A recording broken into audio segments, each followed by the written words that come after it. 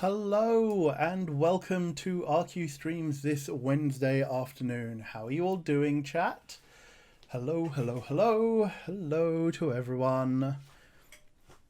Good to see you all. Good to see you all. Hope you're having a lovely time of day wherever you are. Quick bit of admin. For those of you who don't know me, my name is Anil. I am the community manager of Rusty Quill, a entertainment production company and podcast network. You can find out more about what we do, including the 3 shows that we put out weekly over at www.rustyquill.com.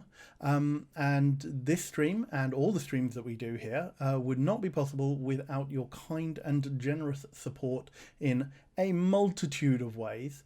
If you do wish to support the stream, you can do so either by clicking on the link down below and doing a direct donation. You can subscribe to us here on the channel and get a bunch of emotes that I'm sure folks will be putting into the chat to those who are subscribed. Or you can join our Patreon at patreon.com/rustyquill and get lots of bonus stuff about the various shows that we put out. Yes, and I can see Plants and Bees doing the brand new Pride Eye emote, which looked really good. I'm so glad that April was able to do that. Oh, and the new Martin emote is in there as well. Any of you who were around last Sunday to catch Martin's Photoshop challenges, although there is probably another C word that we could use, begins with C, ends in rhymes, for the wonderful artwork that he put out.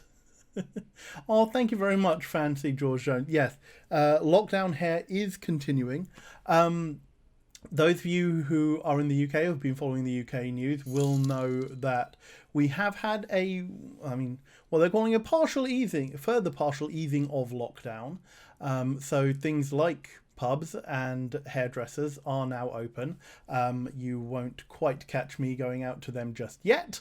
So lockdown hair is going to continue at least for the foreseeable. And we can see it's almost getting to the point where I can bunch it up. I don't know if you can see any of that, but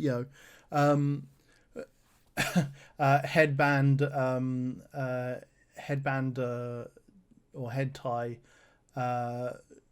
times might be incoming soon. Yes, Zalia Chimera, yes. I'm sure a lot of us are biting our tongues with regards to the current situation. So Plants and Bees, I don't know if you've been around, how long you've been around, but I used to have a ponytail. The last time I grew out my hair actually was when I was 22, just post-uni, and I let it grow out for, let me think, I didn't cut it for just shy of 2 years, and so it was about a foot-long ponytail. Oh, hey, Bryn. Not many people around here will have seen that, actually, and there is very little photographic evidence from that time. Yeah, I don't know if we will quite get to that stage now. But weirdly enough, as you can see, I actually have really curly hair, and this is the first time that I've actually been, relatively pleased, happy to have curly hair. I'm actually not upset with the way it is currently growing out. Petty chaos, now we need evidence, obviously. So when I was 22, this is before the advent of cameras on phones, or at least widespread mobile phones having cameras. So there is very little evidence of me in my youth. Digital cameras obviously did exist, but it would vary as to whether or not anyone would remember to take one out on an evening out. So there are very few pictures of me with the ponytail, and even the ones that do exist, it's not super clear how long it is. But if it does get to that point this time, whatever epoch we manage to find ourselves in, we will see about getting some more pictures of that. So, what are we here to do? We are here to play a game called Stellaris, and I am fingers crossed that it will play. I've done a little bit of testing, and I am very hopeful that it will play on our system. If not, I do have a backup plan of something new. I know it won't be going back to West of Loathing. I will play something new, I promise. So I do have a couple of a little bit of admin tied over from Martin's stream. Some shout outs to do. So thank you very much, Daytime Ghosts, for the 2-month resub. Thank you very much, Trinket the Cat, for a 4-month resub.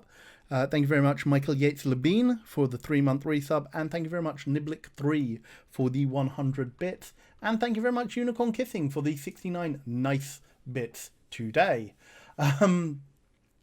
So I think we are all caught up. One of the things I would just like to say, remind folks here, is one of our primary aims on RQ streams, or at least the streams that myself and Mike on Saturday are doing, is to introduce people to the world of gaming, to showcase the tutorial experience for various genres and various styles of games, from like indie games to the big AAA blockbusters that we hear about, and play a variety of games, show these off to you, and hopefully maybe some of them you will find interesting enough to pick up yourself, to give a try, to basically provide new roads into the fantastic world of gaming and the opportunities and the online communities that many of these games can offer. So we are very much going to be looking at this game, Stellaris, from that perspective today. I have not played this game before, so this is I've watched it. I have seen it being played by a number of my streamers that I follow, but I have not actually picked up the game. Actually, it's been sitting on my list for probably just over a year now, waiting to be played. So we are going to be playing through with the tutorial. We are going to be playing from the very start, creating our spacefaring race, and going out there and seeing what we can find.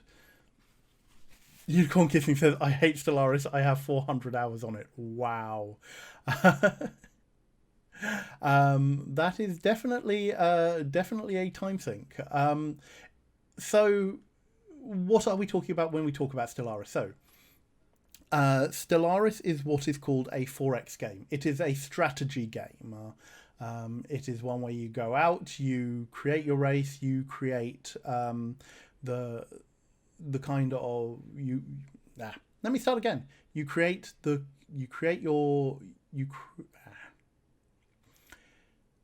Take 3. You create the player race that you want to be, to go out and explore the stars, and then you explore planets, explore space systems, find bits of discovery, and start utilizing the resources that you build up in order to build more ships and explore new worlds, and to quote a popular show, to boldly go where no one else in this game has gone before, or maybe you do encounter where other people have gone before, and you encounter them and have to decide what you are going to do. So a subgenre of the strategy game is called the 4X game, and Stellaris very much falls into this category. 4X meaning, 4X relates to, and I did write this down so that I don't forget, because I always do forget this. It's explore, expand, exploit, exterminate. And I know that sounds kind of like harsh and such. And remember, like when we were playing colonization, There are a bunch of caveats with real-time strategy games of this nature.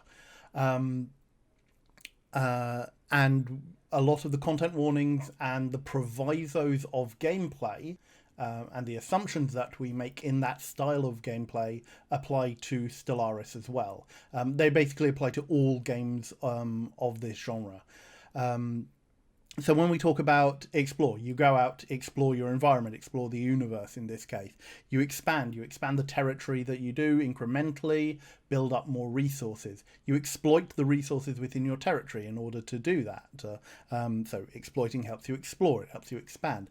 Exterminate doesn't necessarily refer to kind of like species or anything like that. What it means is that you take on your rival players. You go up against them. So a lot of these games, particularly in the early days, the only win condition was a military one. So you had to eliminate your opponent in order for you to be able to claim victory and to win the game.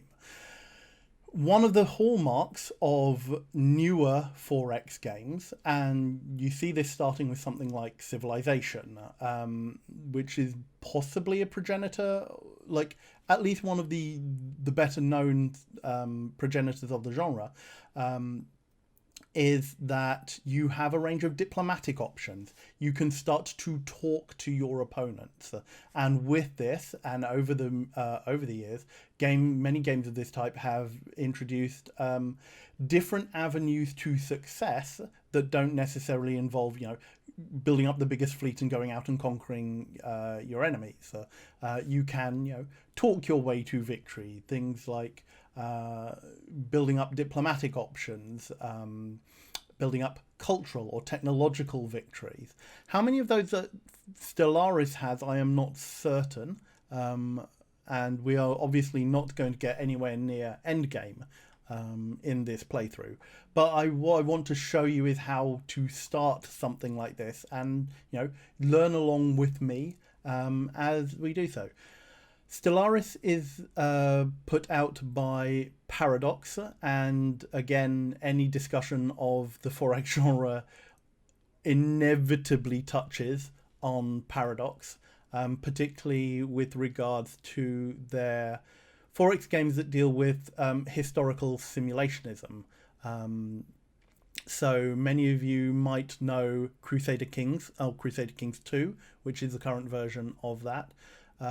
Crusader Kings 2, Europa Universalis, which is currently in version 4, Hearts of Iron, which I think is in version 4 as well, and Victoria 2 are their suite of like historical 4X games, and you're playing at different points in history and trying to do that.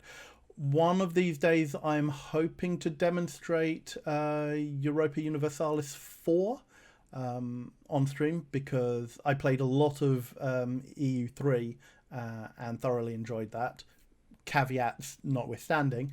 And I haven't picked up 4 despite it having been out for a number of years so far. So hopefully I'll get to show that off as well. But we are starting with the space version.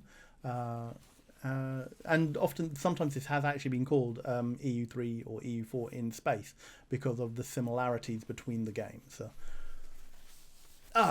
Right. So with all of that out of the way, let's get to the game.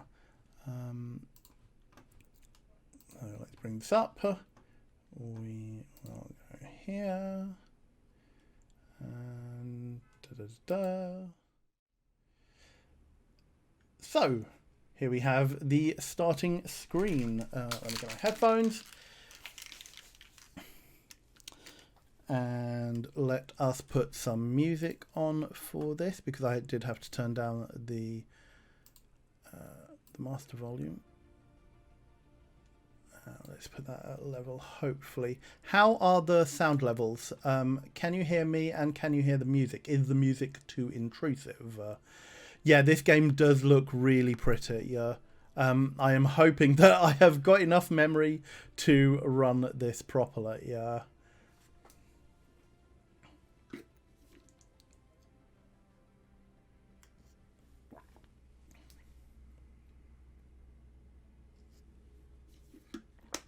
Okay, hopefully it isn't going to be. It's just the music that's turned down a little bit. Okay, maybe I'll put the music up a little bit, just so that there's a little bit more ambient. A little bit more ambient noise. There we go.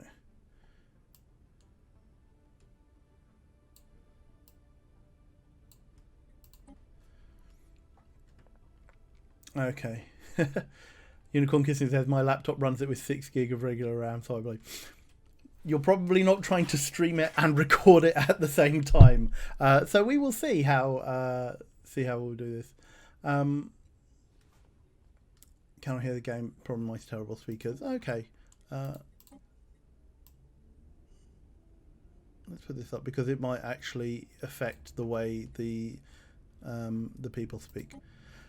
So we are going to go from scratch. The tutorial is on as far as I am aware, and we will start a new game. So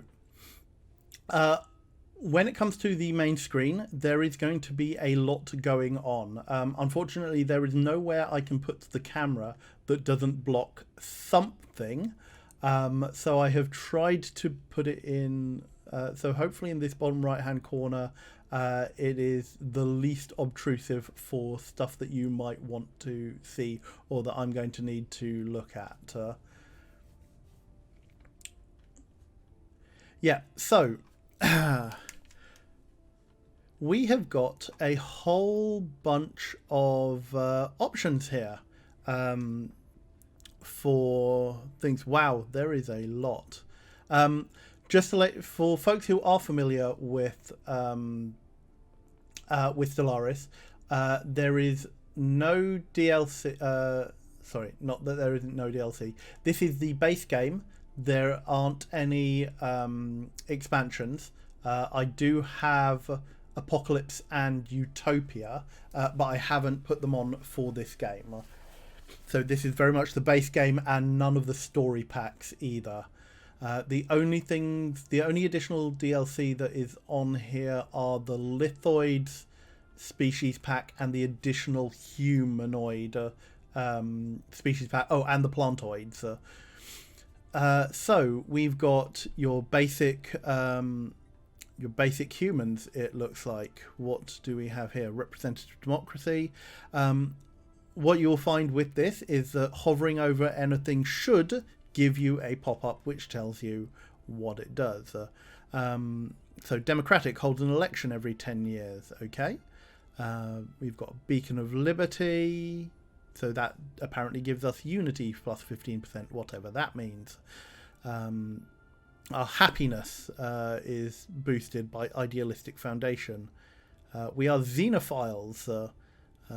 So we have increased opinions, cannot use no refugees, cannot enslave, good, cannot displace, cool. Gives us plus 10 trade value, nice. They're definitely looking like something that I am interested in playing. Fanatic egalitarianism, must have democratic government forms and allows utopian living standards. Okay. There is a lot of lore in here as well. I'm not obviously going to go through all of that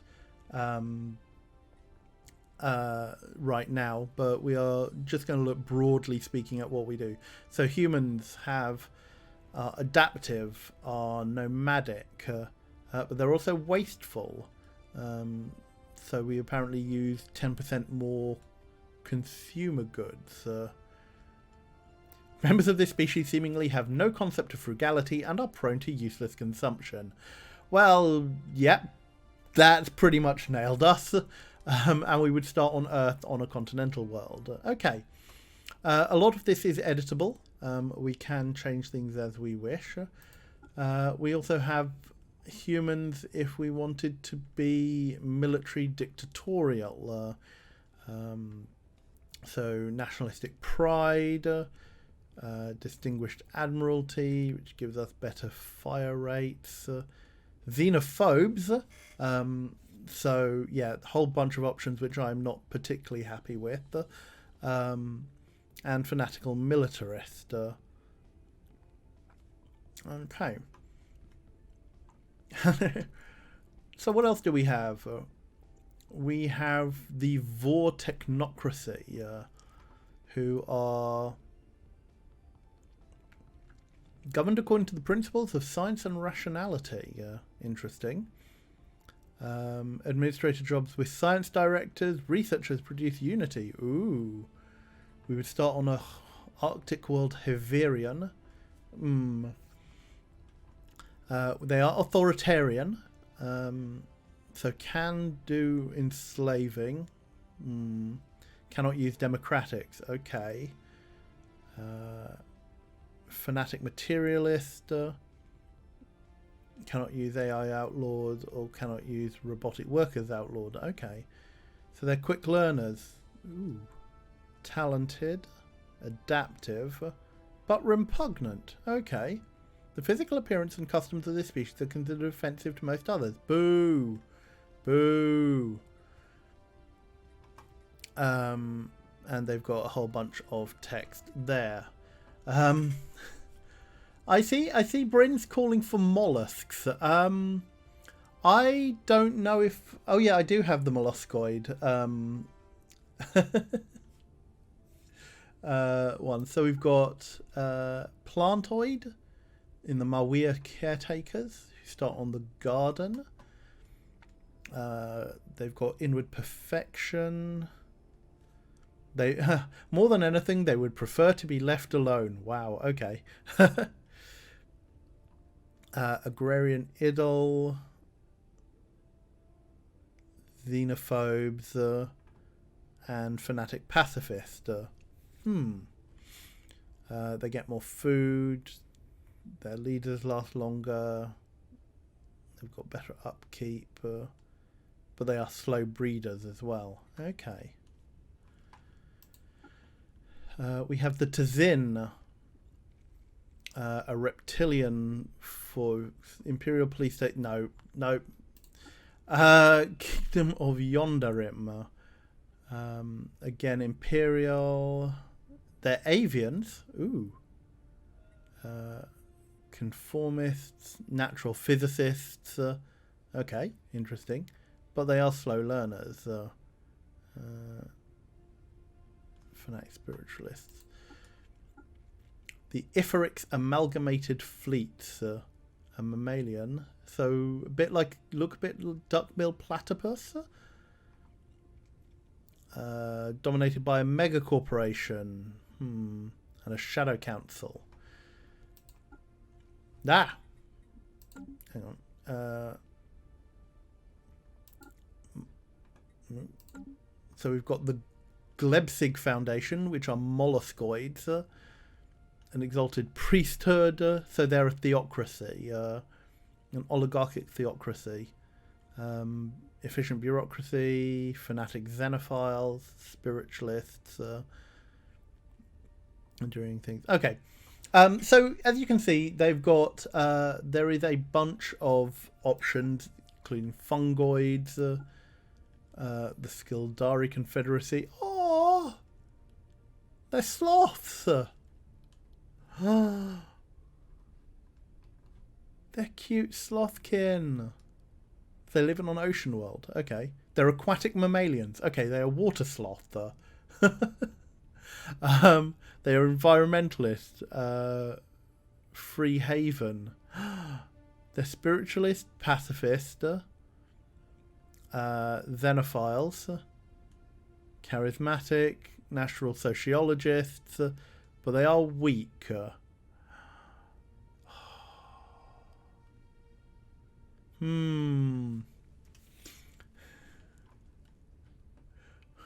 Water sloths, otters. I retract my mollusk support.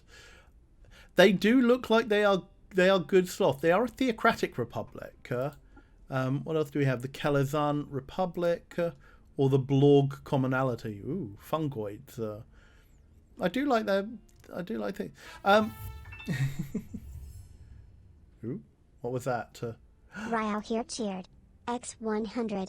Sloths. Thank you very much, Are You Here, for the 100 bits.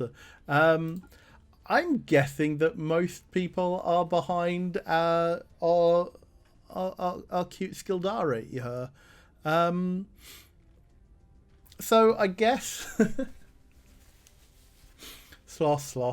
Look at their ears. Yeah, their ears are super cute. They are such cute lads. Uh, Unicorn kissing cheered. X100. You can choose another negative trait for the sloths. oh, we can. All right. Okay. Okay, I think Sloth Friends. Yeah, let's go. I mean, it was going to be between this or the United Nations of Earth. Let's see how we do with our Sloth Friends. Can we change any of this? No. Okay. Oh, we can edit things. Okay, so you've got full customization. Oh no.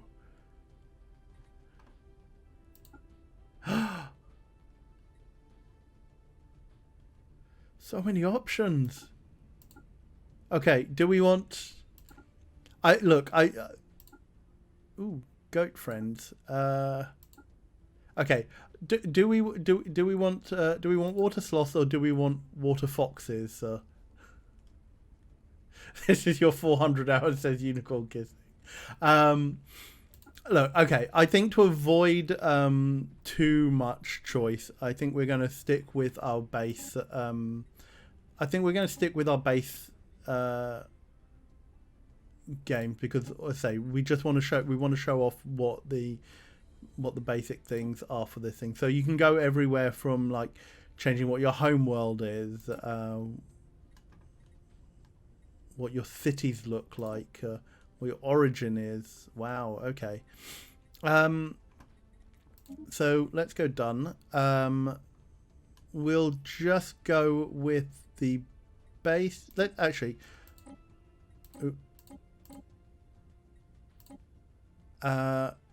go with a small map, because we don't want to be too big at start. So everything, Fallen Empire's off. Habitable world. Sure.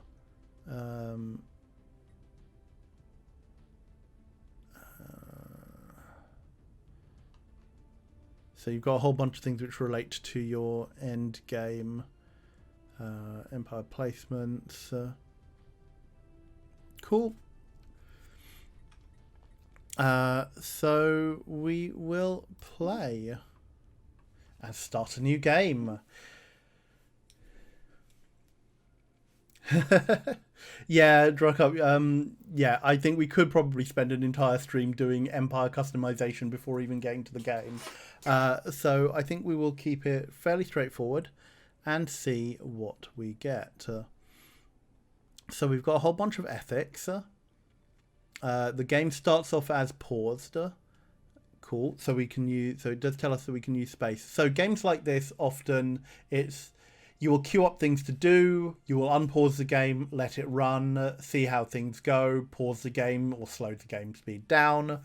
Anybody who's familiar with games like Civilization such will be familiar with this thing. But if you aren't, a lot of this style of game is down to micromanaging.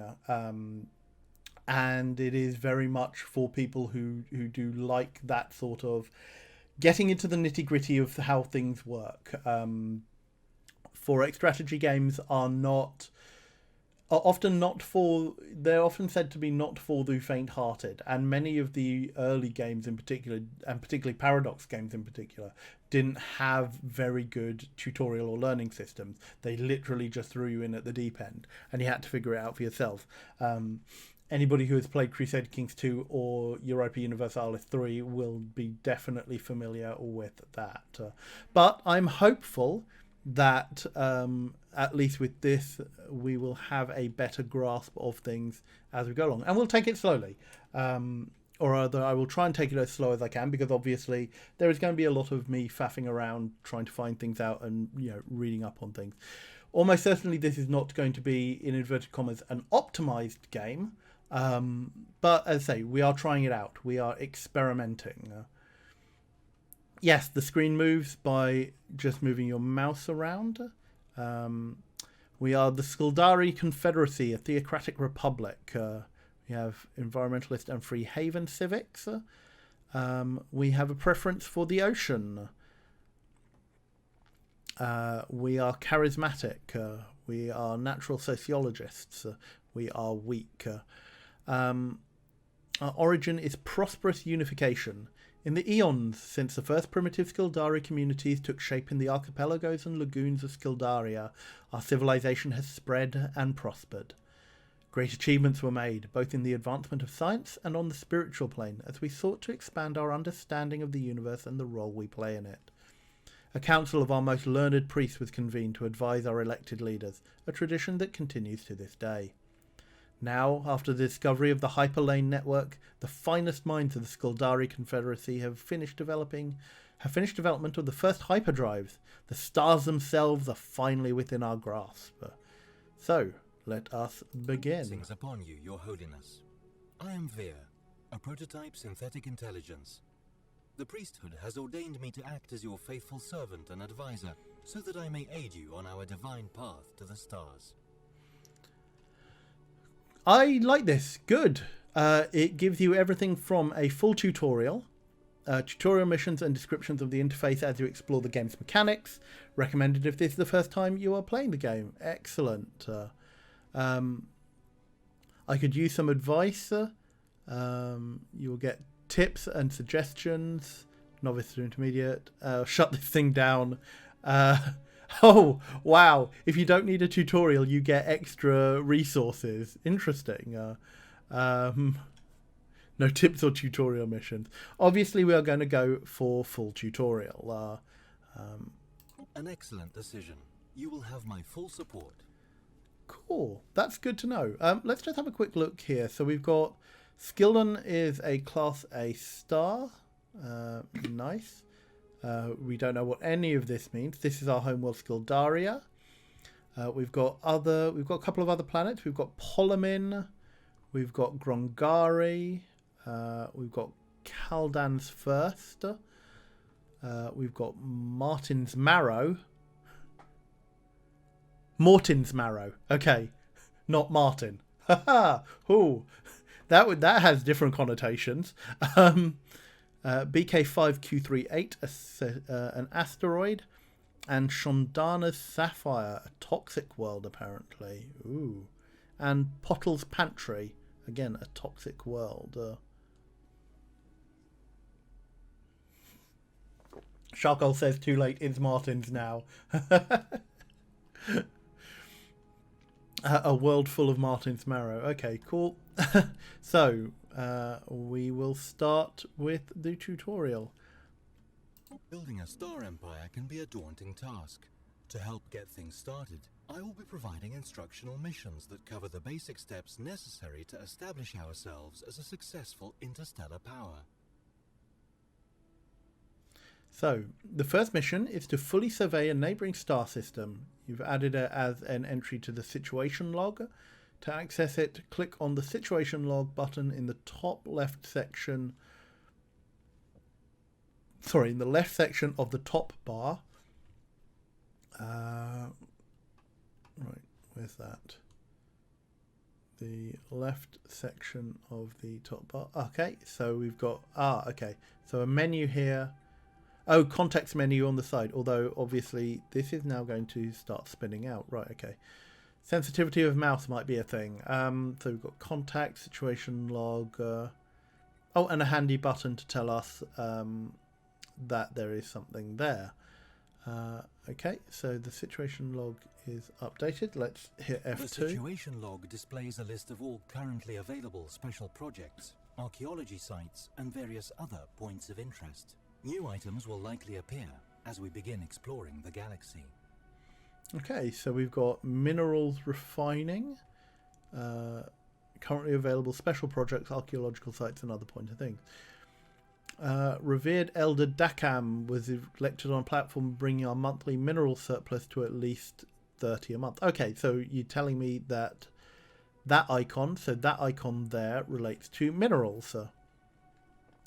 Collective term for the basic resources, we need to construct ships, stations, and planetary buildings. Oh, and it tells us how we get more. Cool. Reward at end of term, 6 months of Unity. Okay, and we've got the tutorial survey star system. So we need to explore our neighbouring star systems. To do this, select our science ship, either by clicking on the ship itself, or by selecting the vessel in the outliner.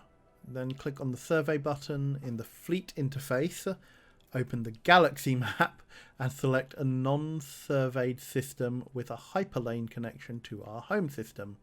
The science ship will now plot a course to survey all planetary bodies within this system. Okay, are there any anomalies? Information for you. Okay, anomaly screen lists as yet unresearched anomalies. The victory screen lists certain conditions that we can strive to fulfill to ensure that the legacy of our star nation will endure for as long as there is intelligent life in the galaxy. Okay. Oh, and we can scroll to pull out. Okay.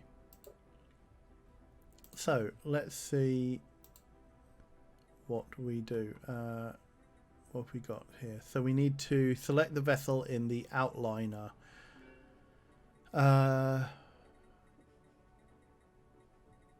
Nothing there says outliner, so let's close that. So we have an outliner crop up here. So this tells us where our capital, our empire capital is, what our shipyard is. This is our system's starbase. These upgradable stations mark star system ownership and are most often tasked with producing all types of ships. So they can be specialized, tend to be the last line of defense against enemy fleets. Okay. We expand our borders by building star bases in nearby systems, and enemy star bases can be captured by attacking them. Once we have colonized more planets, we can manage our trade routes via them as well. Okay, cool. So that's here. It's apparently got a military power of 493. Presumably we can upgrade that as it is. So it's got a shipyard, a trade hub, and crew quarters. Okay, presumably these are all things that we will need to upgrade as time goes on. What else do we have up here? Food, consumer goods, alloys, research. Okay. Unity, influence. Presumably all of these will make sense as we go through the game. Hello, Nettle Thistle. Don't worry, you are joining us pretty much right at the beginning of the tutorial. So what do we have? We have one fleet here, so let's close that. Military fleets are used to protect our emerging empire from threats, or to expand our glorious rule through force of arms, if we so wish. So our current navy size is limited, but it can be increased by researching new technologies, owning additional POPs, and building starbase anchorages. No admiral has been assigned to the starting fleet, so if we have the energy credits to spare, we may wish to recruit one. So what is our energy? So we've got 100 energy credits. Okay. This is an energy-backed currency accepted by all spacefaring races. Cool. So our fleet consists of corvettes. And in this case, we have 3 corvettes, which are apparently Dipolog class. The Devormat, the Tunak, and the Icono. As I said before, all of these things are customizable. You can change names to be whatever, whatever you so wish.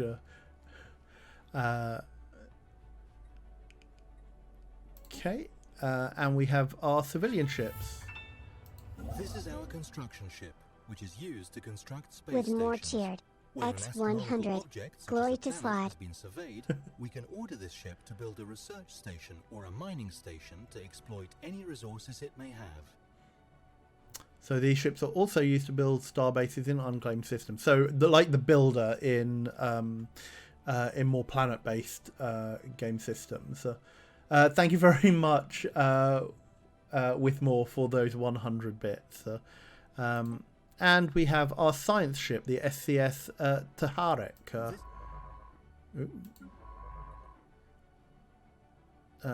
Which is where? Okay, a science ship here. Okay. We can zoom in fairly closely, it seems. So let's have a look. This is our home world. Shadana Sapphire's research station. Okay, so we already have a research station there. A mining station. This is our ship.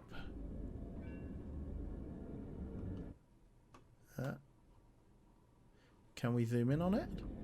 Ooh, this is our space station. Okay, so one of these is that's our construction ship. Oh, that's our fleet. Our science ship, the Taharek. There we go. Ooh, that's really ominous. I'm going to pull out of that. Oh, hey, fishy. Welcome. We've got a mining station. Okay, so we're gonna start with that tutorial mission. So let's go F2 just to remind ourselves what we have to do. So we select the vessel in the outliner, then click the survey button in the fleet interface and open the galaxy map. Okay, so let us click the science ship. Our home system has already been surveyed, so we should focus our efforts elsewhere. Open the galaxy map. So you can see in the bottom left hand corner we've got a bunch of things here. So merge, stop, return, move, initiate, jump, patrol. Go to disband, deselect. With the science ship selected, open the galaxy map. Okay, so how do we get to the galaxy map? So as good as this is, it doesn't always tell you where things are. So hyperlanes map mode, sectors map mode. It would be nice for you to tell me where the galaxy map actually is.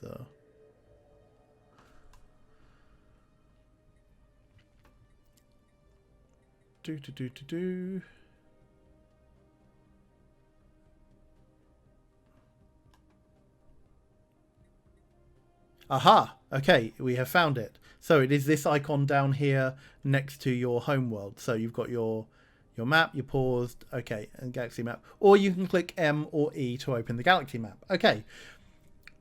Nice as this tutorial is, it is missing a little bit. So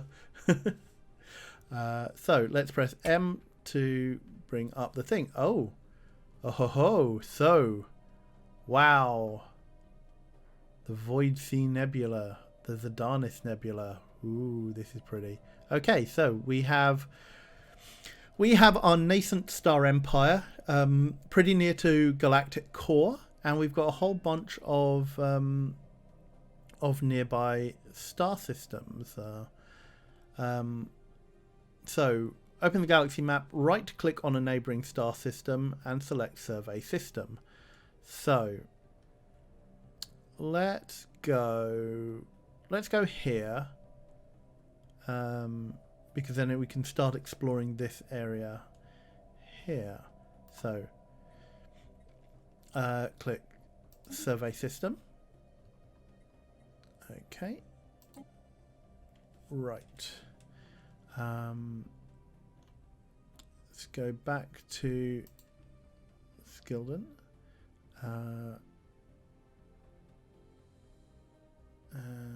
Mining stations are used to extract the minerals and strategic resources of the object they orbit.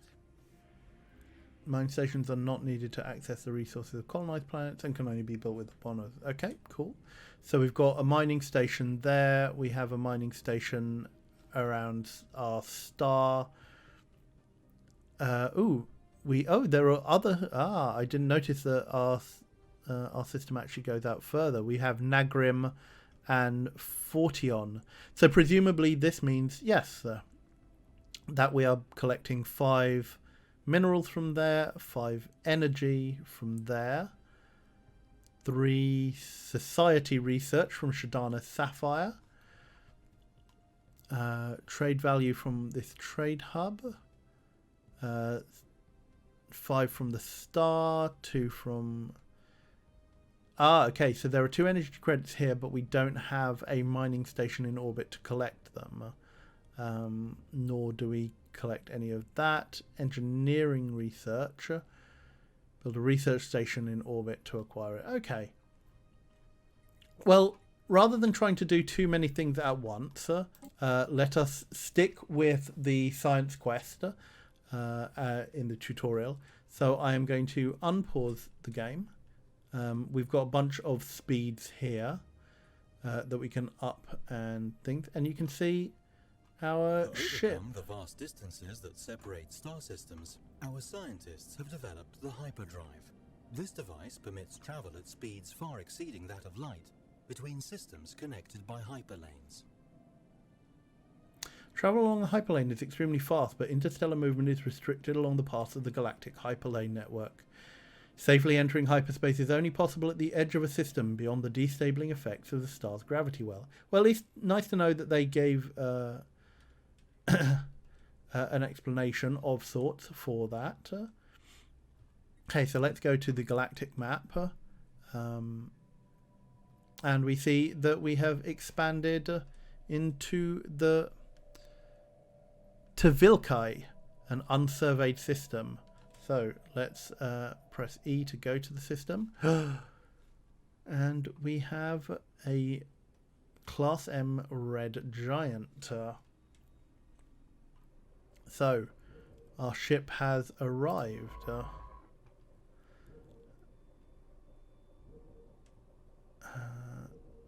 Okay. So what do we do from here? Situation log. Oh.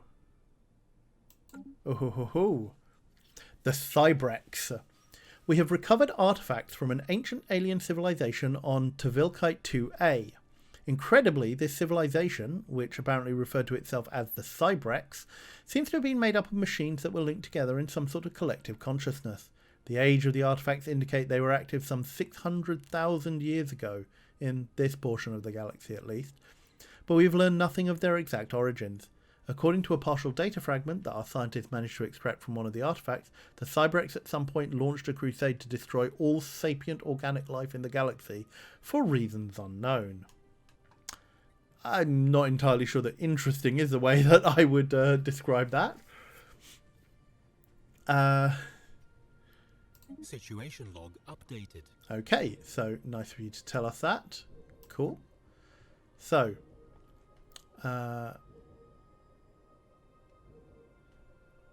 right.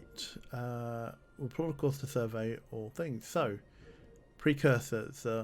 We recovered artifacts. If we can find enough. Let us pause the. Let's pause the game. Contact reports remnants. Skildarian xenologists are practically falling over themselves to publish their takes on the recent findings of alien life. This fevered storm in the scientific community has had some negative yet temporary impacts on pursuits in other fields. Okay. Would be nice if you tell me what they were, but okay, sure. So if we can find enough relics from the civilization, it may be possible to pinpoint the location of their home system. Ooh. So apparently there are 6 Cybrex artifacts that we can try and recover. It would be nice if you told me. Okay. So if we click on this, so we've got. Oh, so this is the captain of our ship, Bur Basirim. Surveying to Vakite 2. Oh, 82%. Okay. Ah, okay, so it's on a course to scan all of this. Okay, so that's interesting. So let us let's actually up the speed so that we can see what the tutorial wants us to do after this has done.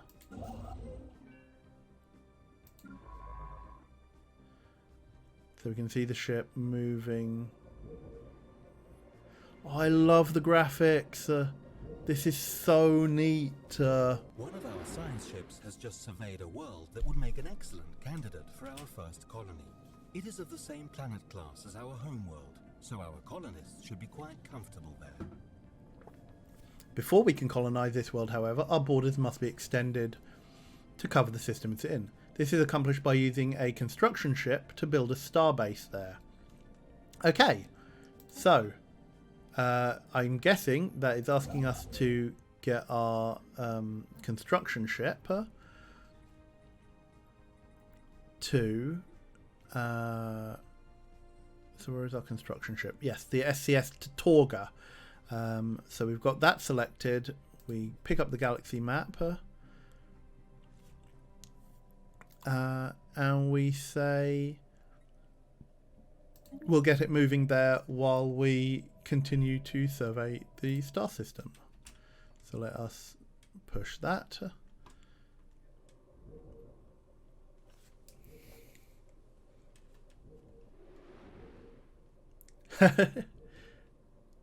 Well, no, this planet is an ocean world, to Vilkite 1. I'm not entirely sure how it maintains that in such close proximity to its star, but Bryn says, "Will no one think of the poor aquatic children?" Okay, so we have a construction ship here. Let's just pause this. Does our situation log say anything? No. Okay. Okay, so let us construction ship. So what is it saying? Build a starbase. Starbase is a space station used to claim a star system and can only be built in orbit around a star. Cool. You can build a mining station. Build a research station, build an observation post.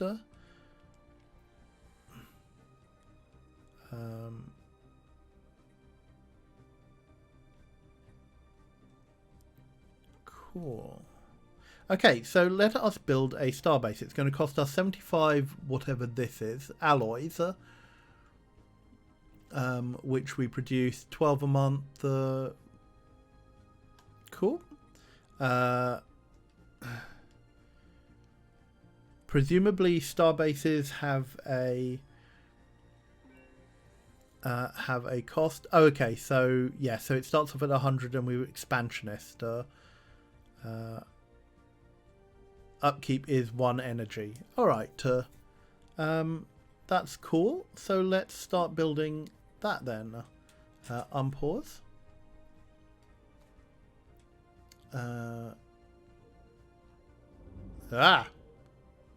Gosh, the graphics are so good on this. So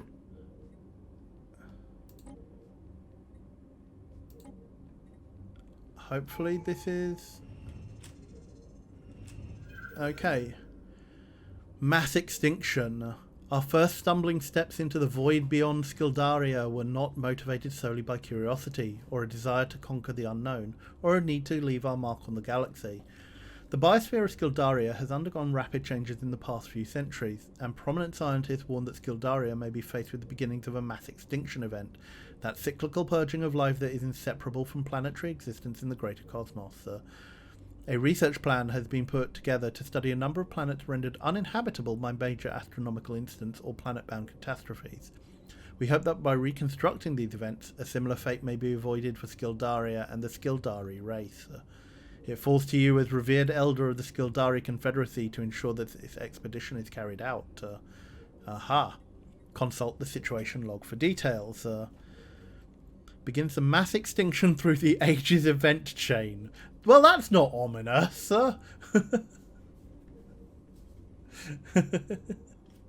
Holiday says, sun is able to be seen without burning my eyes. 0 out of 10, literally unplayable. Yeah. Situation log updated. Okay, so we are paused. Let's have a look at the situation log.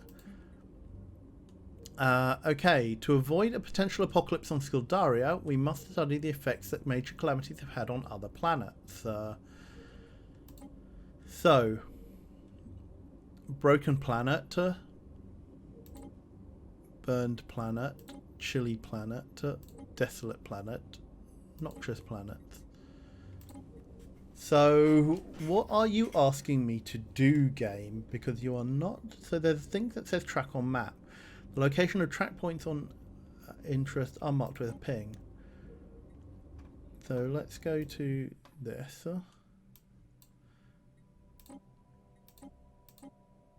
Okay. So it's asking us to go to various systems, presumably to survey them. Okay, well that star system is actually not too far away.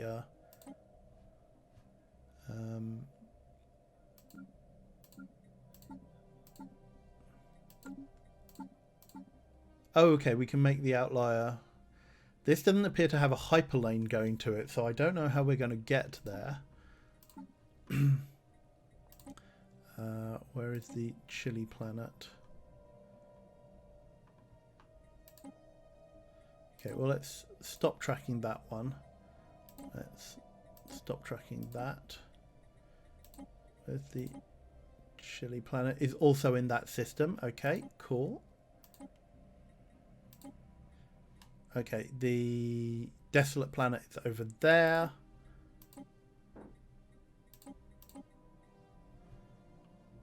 And where is... Oh, okay. And the noxious planet is all the way over there. Okay, cool. Well, we know what our next thing then is. We are going to go and explore that star system because presumably we'll want to claim it anyway. So let us stop tracking that one. Let's keep that on the map because we're going to be keeping an eye on it. But obviously we need to wait for this star system to finish thing. So let's go back to so how do I tell whether or not this is actually doing anything? Click to select. How do I get it to build the starbase?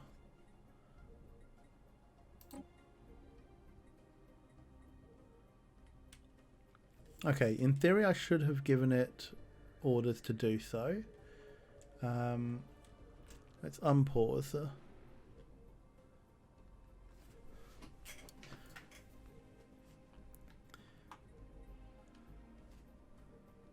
Well done. The first survey of a star system beyond our own has been completed. We now have access to planetary data that the astronomers on our homeworld could only dream of a mere generation ago. Okay. Neat. Now that we have begun exploring our neighboring stars, it might be time to extend our reach. A starbase can be built around stars in surveyed systems to expand our borders, allowing us to claim new regions of space. Ah, so it can only be done once we have fully surveyed the system. Okay, cool. That makes sense. So with future technology, starbases can be upgraded to produce ships or other resources. For now, their main benefits lies in extending our borders. When we've claimed a system with a starbase, we can build research and mining stations to exploit its resources, or colonize any habitable worlds. We may want to consider building a second science ship. This would double the speed at which we can survey our galactic neighborhood. I am fully behind building more science. So, let us go to the situation log.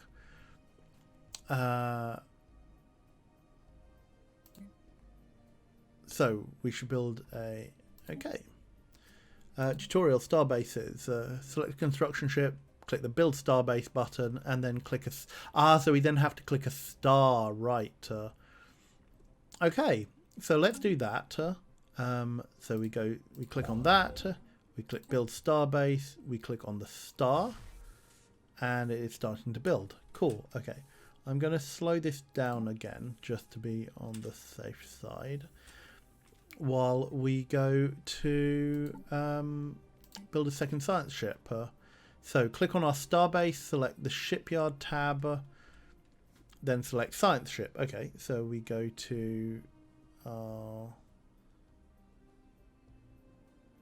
presumably when they say starbase, they mean this station because there's a shipyard there.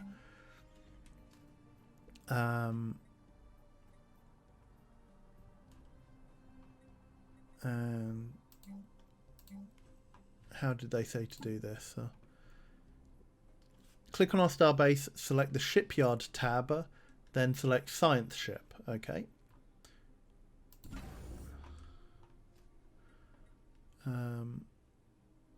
Shipyard.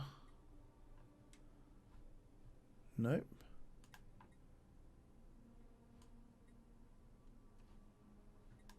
Hang on.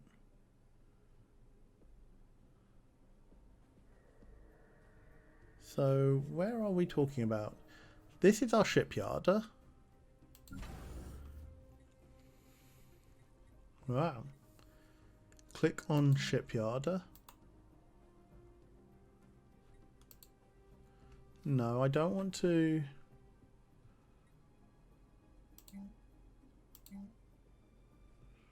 Game.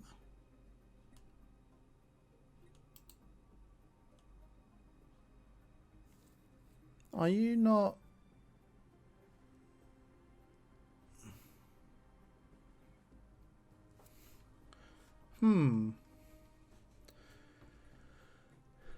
Right, let's read this again. Click on our starbase. Select the shipyard tab. Ah, right. Okay, it's an actual tab. Right. Okay, cool. This is where... So, again, we're running into the same issues. This is a really complicated game. There is a lot going on. There is a lot to read. There is a lot to take in. As good as it has been in directing us to things... like the pinging, it would be really helpful if it was to say, right, the shipyard tab at the bottom, or, you know, highlight it to let us know that where it is that we should be looking, particularly at a first time. IRQ Conflict says the Paradox brand interfaces with a game attached. Oh, you're right there.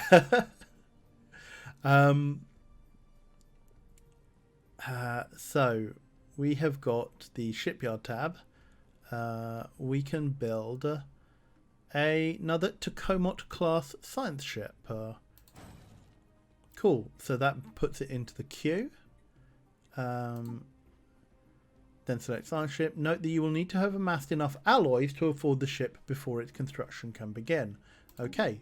Do we have enough alloys? No, sorry. Go back to the thing.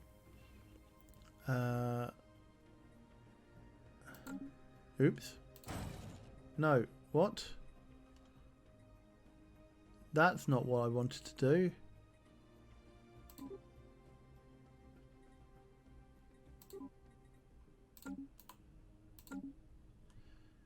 Huh. What went wrong there? Okay, so it would require a build time of 60 and...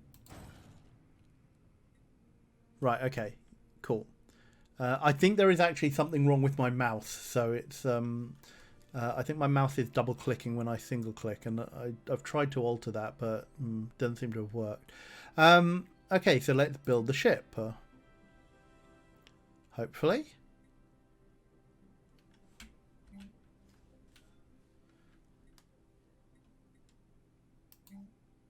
Build ship? No?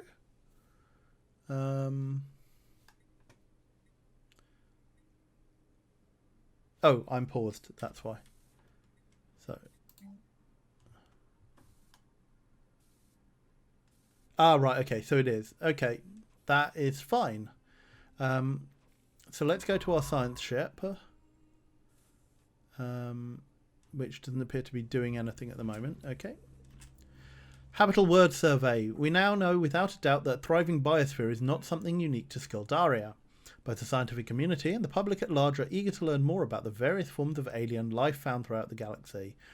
Efforts to catalogue the life forms we encounter are already underway, but our xenobiologists have urged us to focus our planetary survey efforts on habitable life-bearing worlds. Okay, so begin the Habitable World Survey event, or we get 20 influence. Okay. Well, we are. I think we are going for basically an exploration science build. We are not warlike. Situation log updated. Cool. So let's update the situation log with the Habitable World Survey. Xenobiologists survey any world with an active biosphere. So we need to survey 8 habitable worlds. Is this a habitable world? Probably not.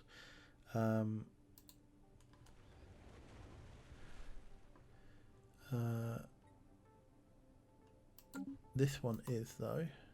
So if I've got the science ship, research anomaly, surveying, assist research, fleet stance.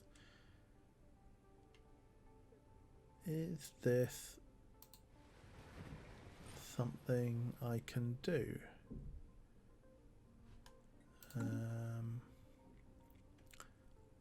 Well, let's send the science ship there.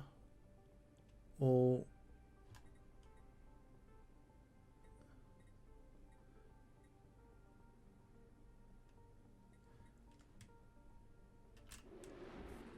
okay, let's send it to Vikite 1 and see if we can survey it, and then we'll send it on to the other star system while we wait for this construction ship to fight.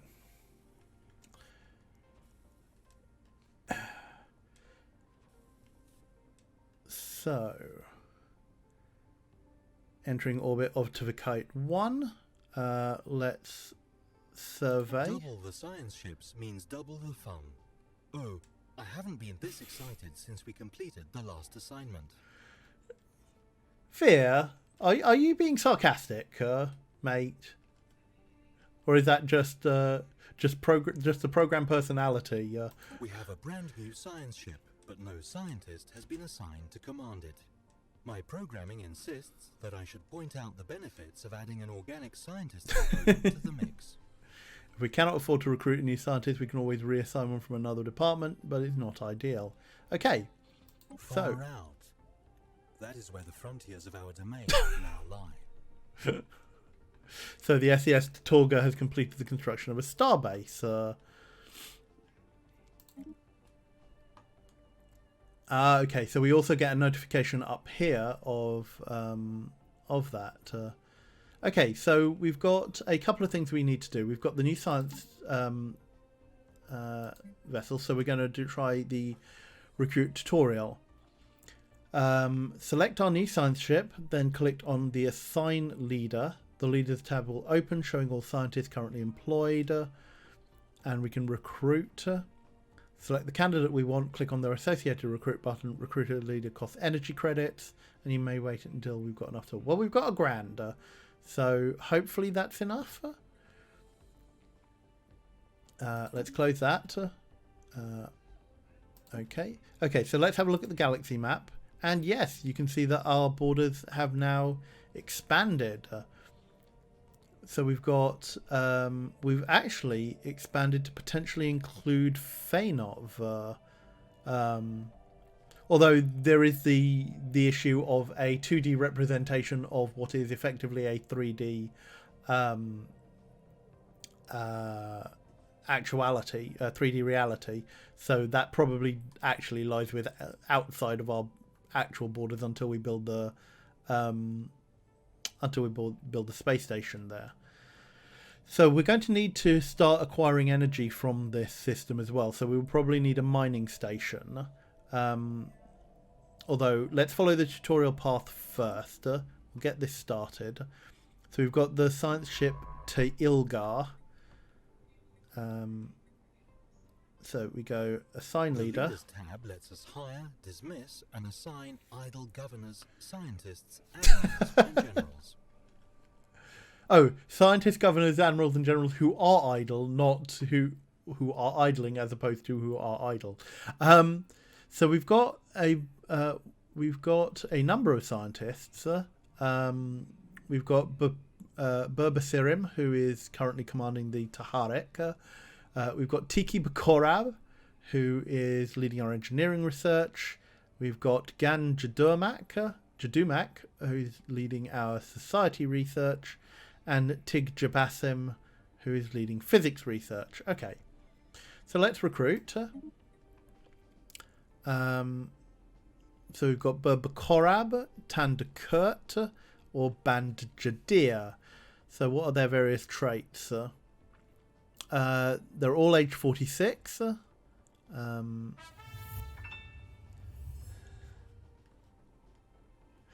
Ryle here cheered. X100. Good sloths hard at work. Indeed they are you here? And thank you very much for the 100 bits. Not sure what that indicates. Their skill level, apparently. So they've got various traits. Expertise propulsion. So it increases their research speed. Carefree. Anomaly research speed 35%. This leader is perhaps less meticulous than others. Expertise in field manipulation. Who do we want? Do we want the propulsion expert? Do we want the carefree guy who can actually research anomalies faster? Or the expert in field manipulation? Because potentially we might be able to reassign them at a later date. I think I'm going to... Yeah, I think I want the propulsion guy. Because that could potentially be better later on. Welcome, Caffeine, now. Good to have you here. Recruit them. Okay. They've got propulsion. Adaptable, leading the engineering research. You know what? I might reassign Tiki Bakorab to the ship. Hang on. And what I will do is see if I can find where my research is.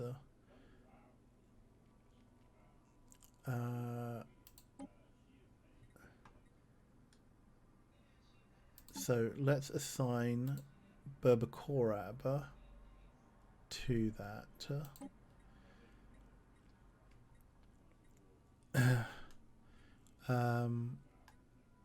Ooh.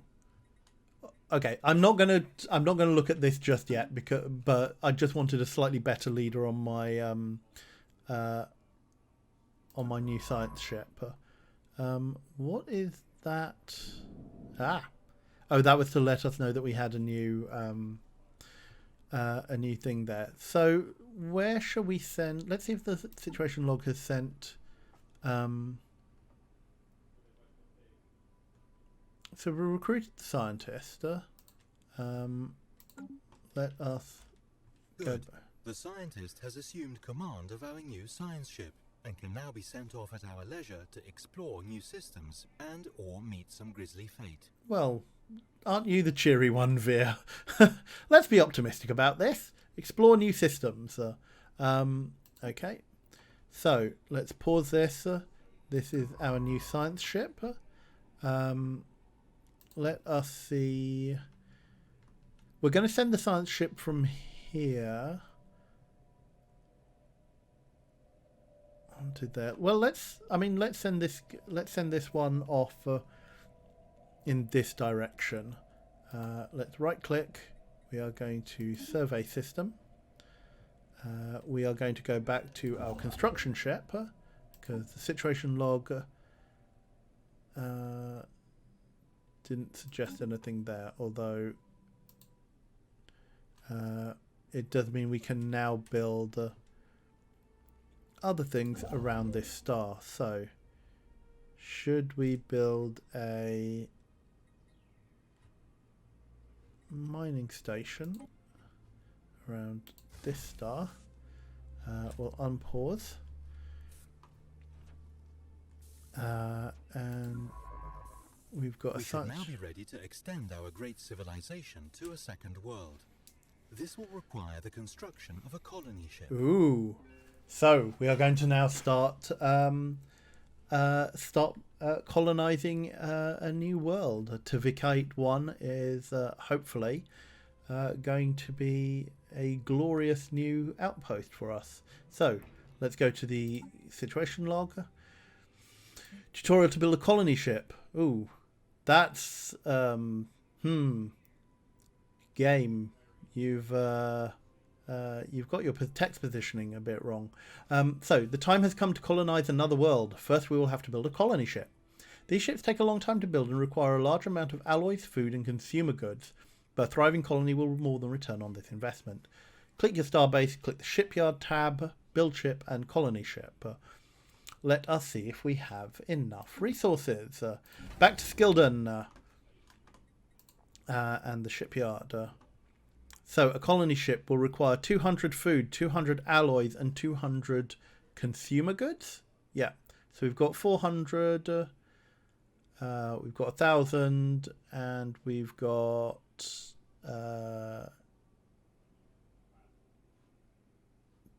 just over 300. Okay, so we've got enough resources, and it will take 360 days, I'm assuming, or 360 units of time. Hail the slod, hail the board. Oh gosh, the board is slod AU. Chat, are you running at a slightly different thing from what I'm playing here? We've got parallel games running in chat and on stream. Okay, so let us build the colony ship like it asked us to. No, come on. Where did you go, ship? What? Hang on.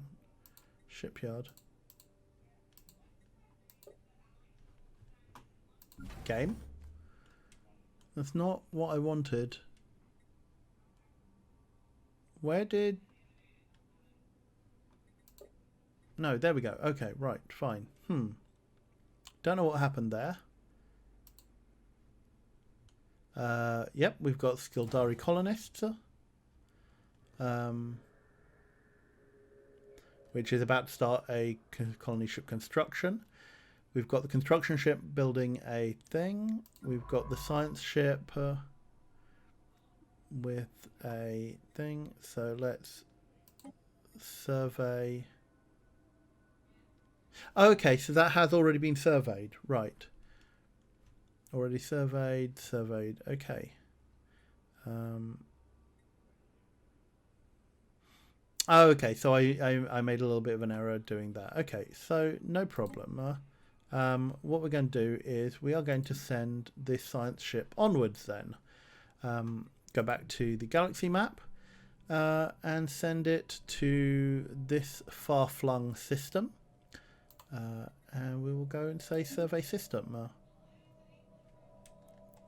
And while that is going on, I think we've got a ship on its way to here. We've got, let's up this a bit. We've got a, so entering hyperlane, on its way to that. Our military fleet obviously is not really doing anything because we haven't got anywhere to send it. The space station is building the colony ship. So on this basis, I'm going to take a quick break here because we've been going for just shy of an hour and a half. So I think good time for us to get up, stretch our legs, grab new drinks if necessary. Let me come out of this. So let's go back here.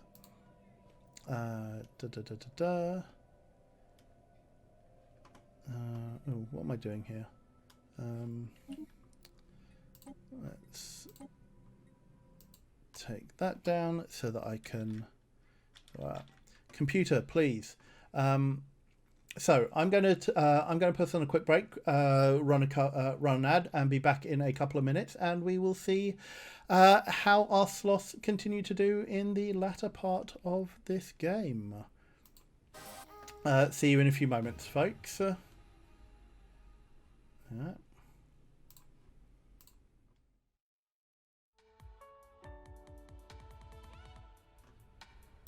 Hello and welcome back. Hope you all managed to have a good break. And I do notice that, wow, we've had 10 community gift subs given out by Molietsu. Thank you so much for your generosity, Moliere. So thank you and welcome to the channel Make Some Time. To Little Puppy Zizi, to Red Panda Tag, Fila Katzen, Jojo Jacojo, Sables 2, Otis 12, Jack Candlestick, Spruce Kitchen, and Marin FH. Welcome to the channel, courtesy of Molietsu.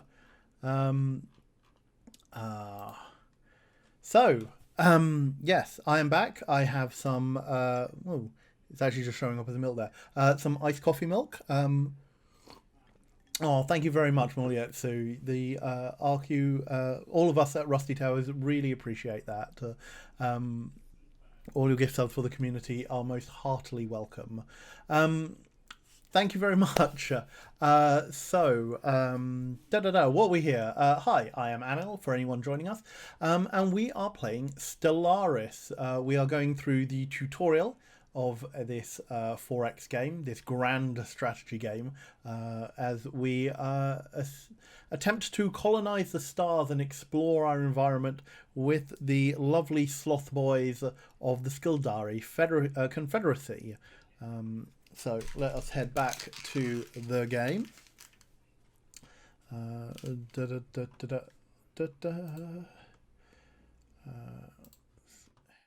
back. Let's bring the music back up a bit. Apply, resume. Oh, actually, I'm going to save the game here.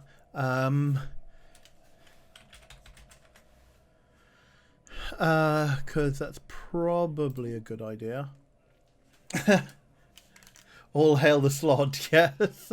We don't actually know what the Slod is here yet, but all hail to them just in case. So let's resume. We are in the middle of things. So when last we left our nascent star empire, we were sending a science ship, the SCS Taharik, out to this unknown system. We've got a science ship heading out to this unknown star system, and we've got a colony ship currently being built in our home star system, and the construction ship is building a mining thing. So things seem to be going pretty well. Let us unpause, and obviously, mass extinction chilly planet. So we had, remember, we found something. Oh, sorry, we were asked by our scientists to look into mass extinction events to potentially stave off something for our own homeworld. I, for one, welcome our unknowable new overlords. All hail the Slod, yes. Cosmic Sock Empire of Cuteness.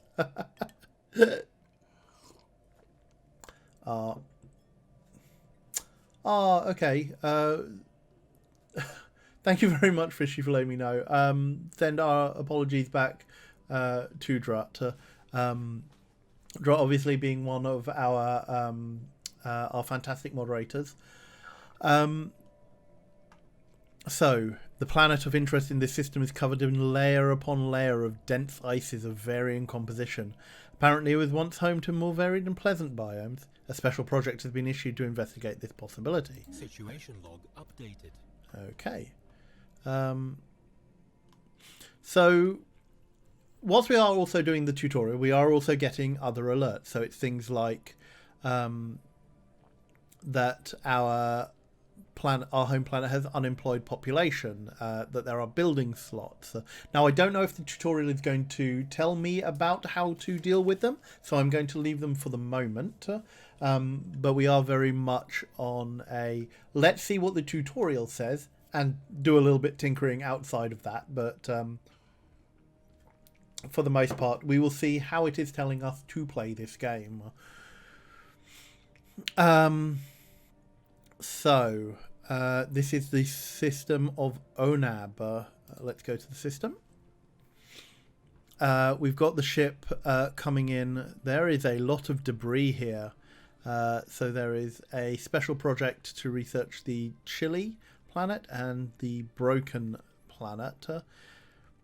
Lots of small worlds. We've got a molten world in Onab 1 and Onab 1A, its moon. A bunch of asteroids that could potentially be useful. Onab 4 is a gas giant. Onab 3 is a barren world. Onab 5 is a gas giant.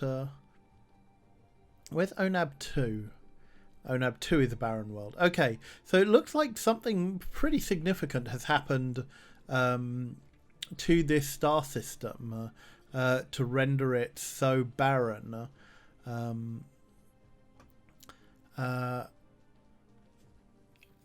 Obviously, our sloths coming in at this point, seeing what resources that they can come. Yeah, 2 asteroid rings. That does suggest a fairly sizable or fairly cataclysmic set of collisions here, I would imagine. Although Bryn would obviously be the person to talk about astrophysical formations of this nature. So let's carry on with that thing, because obviously we've still got the the colony ship being built, so that's only 25. Okay, so the construction ship at the Torga. So the mining station is there.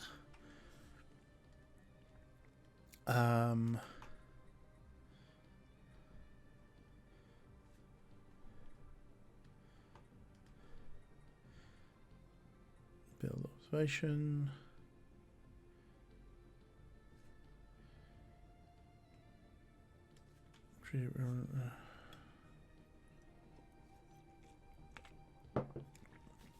Mining stations that collect energy don't have any upkeep. Okay, that's good to know.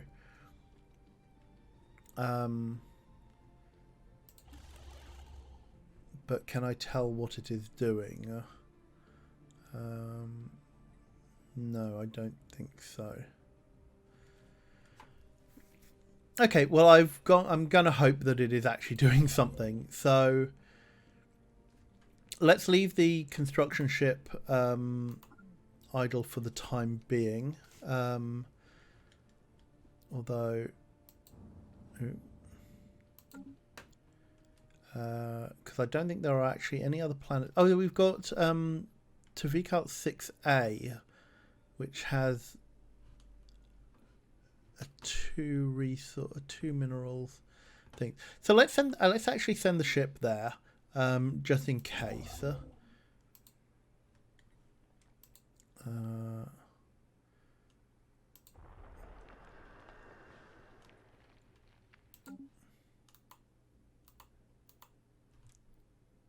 Construction ship, move there. That science ship is on its way.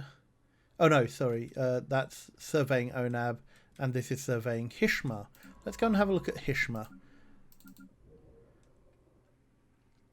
Right. So this is another another class M. Oh, a class M star. Ooh, another bright red star. We're in a very uh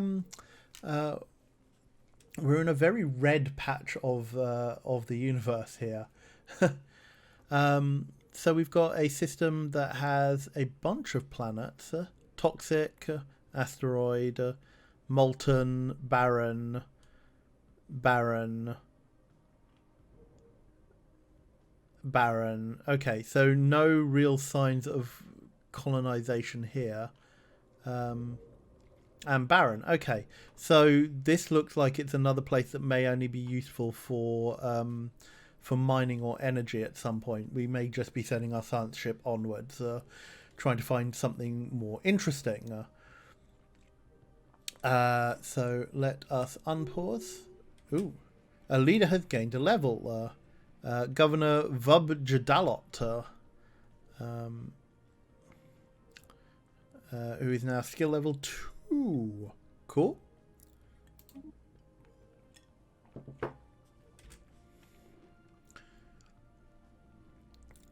So let's head back to ONAB.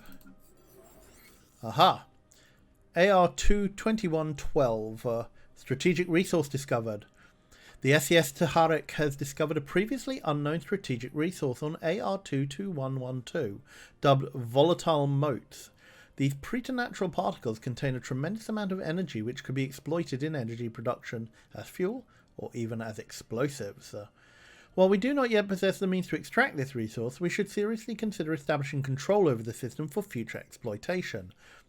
Well, that's good to know.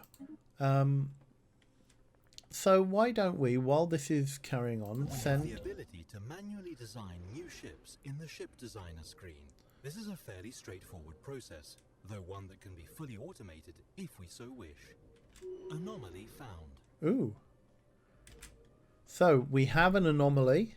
Signs of activity by an ancient precursor civilization on this inhospitable rock. Although it is going to take a very long time because this is a very difficult anomaly to think. So it may be something that we come back to. Let's leave it be for now. Let's go to the situation log because it's been updated. Tutorial ship design. Okay, let's go and do that. So to create a new ship design, go into the ship designer by clicking on its associated icon in the top bar's drop down menu.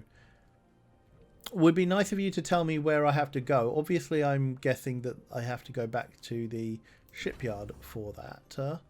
Oh no. Let's take that off.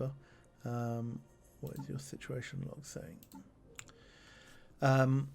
Or press F9. Press on the new design button and select Corvette when you are prompted to select a hull size. The next step is to pick a section for the design by clicking on the no section button. Corvettes are the smallest type of warship and they're made up of only a single section, unlike larger vessels. Sections determine the amount of weapons and utility slots. Pick one, then start filling up the available slots with components. Make sure that the components do not exceed the power output of the reactor. Okay. So let's go and see if we can design a... In use within our empire are designed here. New hull sizes and components will be unlocked as we research new technologies.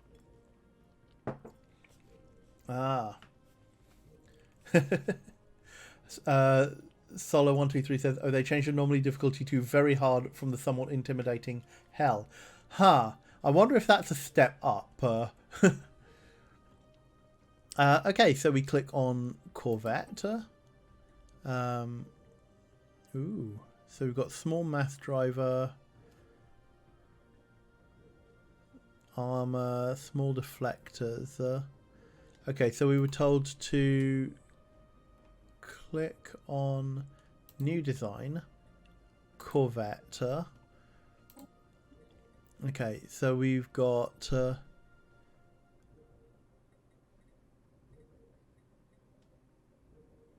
chemical thrusters, hyperdrive.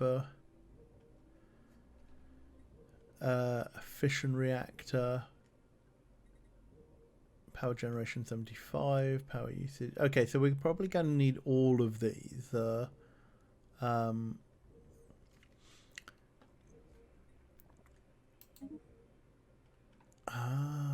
Okay. So, a missile boat, an interceptor, or a picket ship. So this gives us 3 weapon slots S, although I have no idea what any of this means because we haven't been told, interestingly enough. So I think we're going to just have to guess.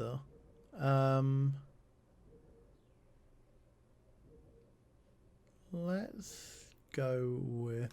all the utility slots are the same, so that's fine.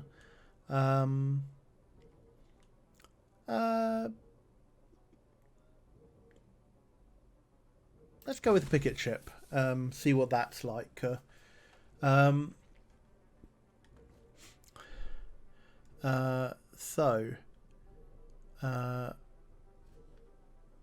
Click on a utility, click on a weapon slot to show a list of the weapons components. Utility to show. Okay, so let's start here. Select a component by moving into place into so a reactor booster. An additional power generation systems. Increase the ship's reactor output. Hover over size icon. Oh, is this a size icon? Okay. So let's put that in there. Power generation 20, cost 5. Do we start with this? Yep, okay. Or is this something that we just have? I'm guessing that I'm going to assume that we start with these already in place, because otherwise it would make no sense for us to have a ship with no power generation or hyperdrives or anything like that. G might be torpedoes. Okay, cool. As I say, for anyone joining us, I have never played this game before. That's why we are going through the tutorial. Although I have watched it from various other streamers, but not really delved too much into the gameplay. Okay, so we've got different types of we're probably going to have to be fairly limited on what we produce because we haven't got lots of alloys really at the moment. So energy deflectors consume a lot of power. Power usage is 15. So we've got 20 from that and 75 from that, so that's 95. So 10, 20, 25, 30. Yeah, we can probably go for some small deflectors.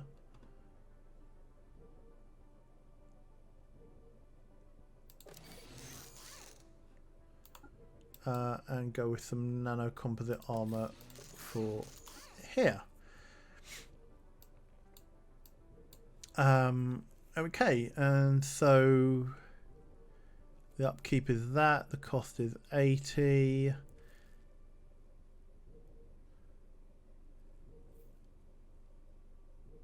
Okay, so this is actually keeping a track on how much power we have got left. So we've got shields at 50, armor 100, evasion is 63%. So as you can see, this is a kind of game where you can get really deep into the nitty gritty of micromanaging how your ships are made, all the various little bits and outputs of your planets and so forth.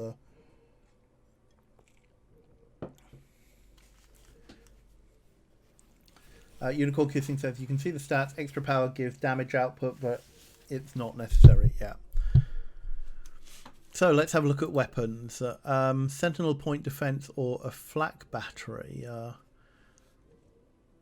So from what I know of other types, different types of energy, different types of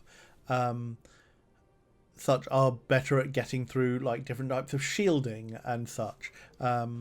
We are basically going to go with cooldown of 0.5, cooldown of 0.5, accuracy 75, range is 30. Okay, so their tracking is better on the flak battery, so let's go for a flak battery. And then see what we've got here. Red lasers and mass drivers. Sure. Type of kinetic. Well, let's go for one of each. And see how that goes. Let's do a random thing and see what...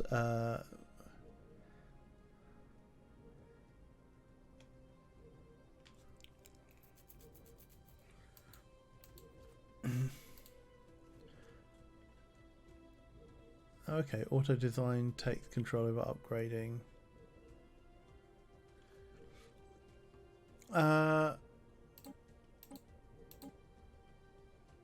Okay. So how do I save this? Wait, hang on. How are you telling me to do this? No, that's not right.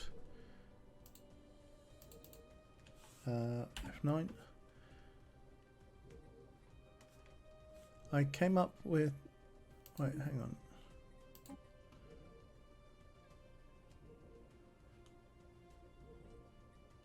How do I do this?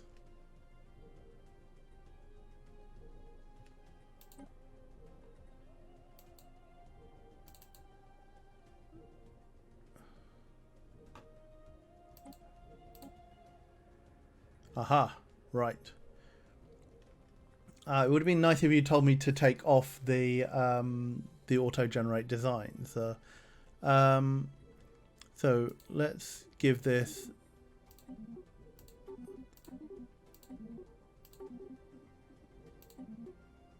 Ooh.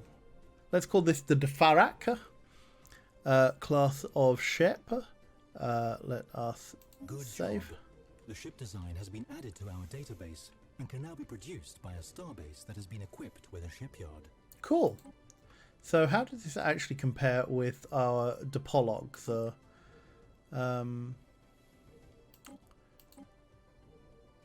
they've got sentinel point defenses and 2 small red lasers. They're slightly less powerful. Oh, okay, right.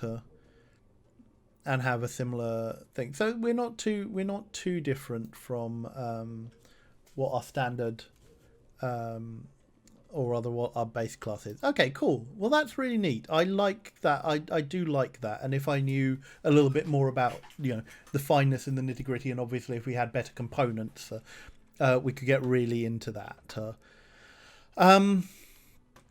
So it's not asking us to do anything more on that front. So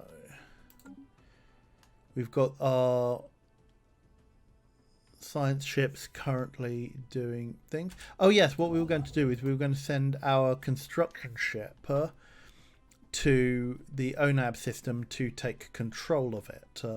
So ship there. ONAB system, move here. And move that on. So early game, obviously, because we have very few resources, because we have very few ships, it's obviously we're all right running this on the fastest setting just to, you know, cut down on the amount of time it takes to in order to get anywhere or do anything. Obviously, as the number of ships and the number of systems and the number of worlds we've got, it's going to become gradually more complicated. Or maybe not so gradually, because this is a complex game to start with. But the tutorial is doing a reasonable job of holding our hand and telling us, what we should be focusing on. So we have abnormal conditions. As our science ship scans the surface of ONAB 1, it becomes quite clear that we have found something out of the ordinary. ONAB 1 has conditions unlike anything we've ever seen before. We'll surely come across even more irregularities like this as we survey new planets, and should not underestimate their impact on our expansion. So it's turning out that this devastated star system might actually be more interesting than previously examined. So we've got a planet modifier on ONAB 1. Let's go to the star system and see what that is. The colonists have all been transferred to the new colony ship, and her captain reports all systems go. A momentous day for sure. Huzzah! We're ready to launch our colony ship. The SCS Dakuru. Let's go and have a look at it.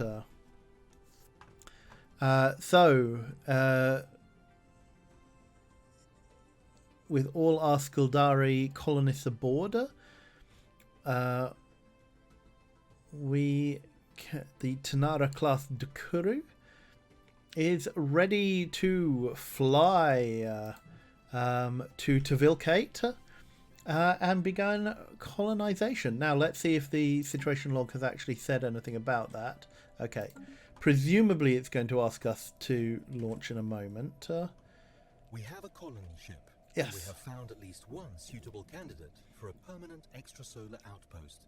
I see no reason to delay further. Let's establish our first colony. System survey complete. The Taharik has found an anomaly on ONAB 3A. We'll leave it be for now because it is very hard. And the Yilgar has found an anomaly on WO89T. Again, it's very hard. WO89T periodically spews an alarmingly eclectic mix of particles and radiation into the void. Cool, we'll leave it be for now. So the Hishma system has been fully surveyed. Go to the Hishma system. Cool. So what we have got is radiating asteroid, a toxic world there. I don't think this one is particularly interesting, so I think it's time to send our science ship onwards. Let's send it out to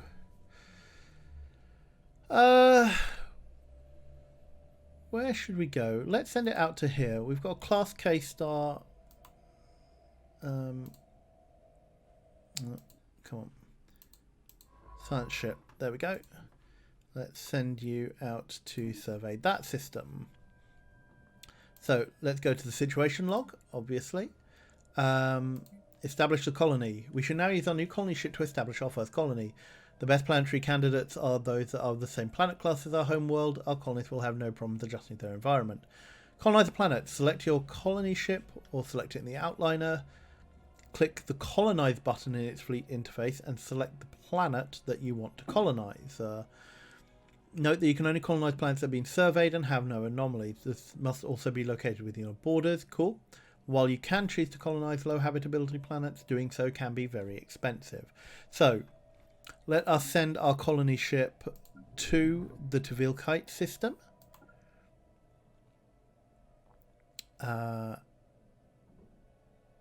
And we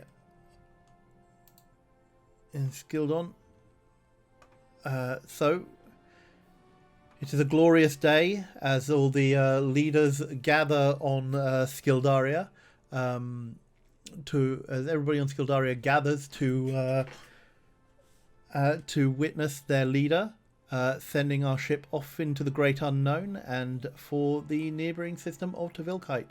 We wish them all the best. Dun, dun, dun, dun. Anomaly found. Okay, leave it be for now. So as we watch the Dakuru head out of our system, can't mouse over quickly enough. And on its way to Tvilkite.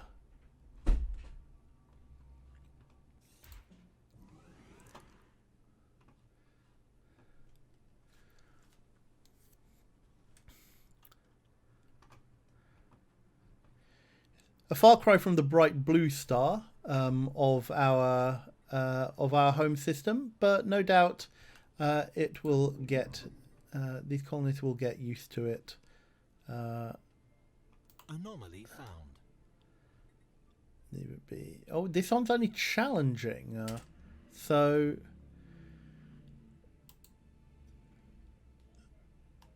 Oh, we're in the system of Escont. Let it be for now. Let's finish surveying the system, and we'll come back to that. The Dakuru we should send to here. Dakuru, come on, please. Ship. Where are you? Enter orbit.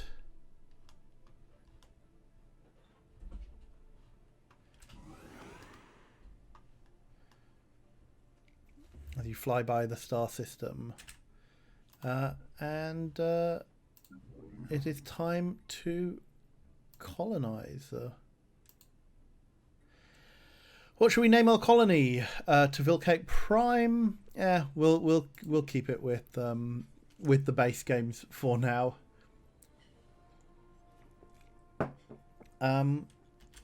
System survey complete. So our scientist has gained a trait. Despite recent skill improvements, they're going to accumulate experience. Scientist Tiki Bakorab seems to be approaching the limits of her abilities.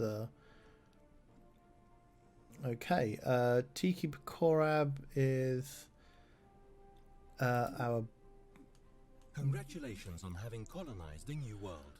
Our colonists are now in the process of building their first settlement, but it will take time for them to become self-sufficient. The colony will be a drain on our resources until the first settlement has been completed, so take care not to colonize too many planets at once. Given how few habitable planets I have found so far, I don't think that that's going to be an issue.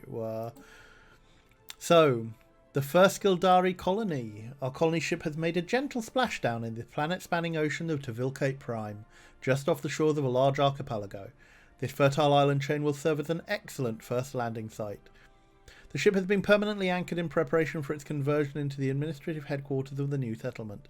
Its reactor core is in the process of being removed so that it may serve as the colony's temporary power source. Hundreds of small tents and prefab shelters have sprung up on the island surrounding the former starship's massive hull as colonists begin to disembark in large numbers. The first Gildari city on an alien world. This is a great day for the Gildari Confederacy.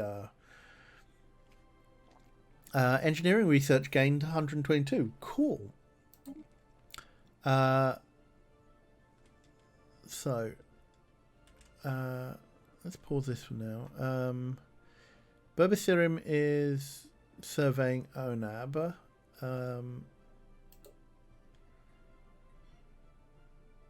Let's leave me for now. So that colony is now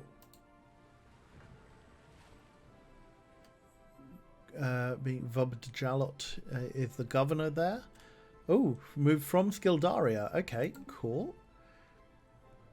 Let's go to the other stretch of the galaxy. So we are still waiting for our construction ship. Oh no, our construction ship has reached there. Excellent. So what we can do is start building a starbase. We've got 506 alloy. That's fine.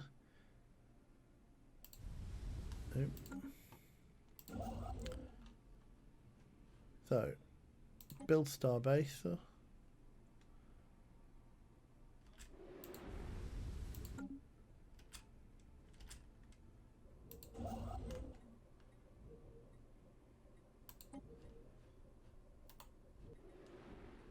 Hang on.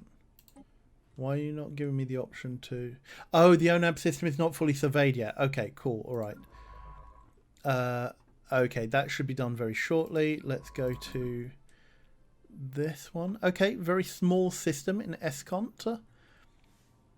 A cold, hard potential. Science officer has found an anomaly. It will require extensive probing, but could garner a substantial find. Current scientist would find this routine very hard. Okay, well, let's try and research that anomaly, actually. Let's go and...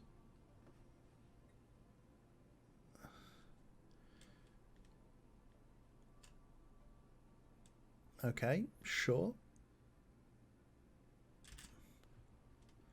That is going out here. System survey complete. Excellent. So let's see. Okay, so right, this one is doing that. Let's just pause this while we go to here. Nope. This is the anomaly that we found there. So the ONAB system is now complete. We can do our construction. We can do that and say build a starbase. Cool. The colony is being built. So yeah, let's see what... Nothing in the situation log is... So we're just waiting for the colony to be established, and then we will see what's going on next.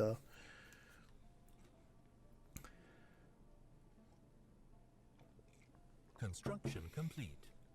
Aha. Nope. The SES to Yilgar's crew is reporting that they found something spectacular on Escont 4. On the surface lies traces of an explorative expedition of another civilization. Left behind are some well-preserved documents and artifacts. The proposed action by Chief Science Officer Tiki Bakorab is to send the text findings to our homeworld for translation. There is also the possibility to sell them to a private investor. So, we can start the special project translating Explorer's texts, or we can get 1,000 credits and 500 consumer goods if we sell them off to a private collector. Now, what do you think, chat? Are we going research, or are we going sale to get the energy and the consumer goods?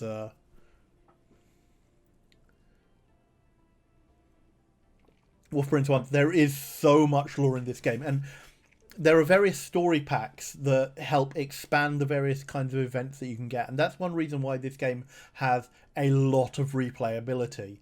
That all of the events that we're getting are random, the ones that are coming up outside of the tutorial missions. So it's, and each DLC, adds to this and such. Science, translate the thing, research for science, slothy research. Well, it's, for some reason that phrase just, I don't know, it doesn't have a very good mouthfeel, that phrase, I feel. So yes, let's send it to our homeworld for research. So that updates our thing. So we found some texts that were carried by an alien expedition. If we translate them, we might uncover more information and learn about the previous owners. This graphical glitch seems to be a bit of an issue. I don't know if that's just me or if it is a game bug itself, but it'll cost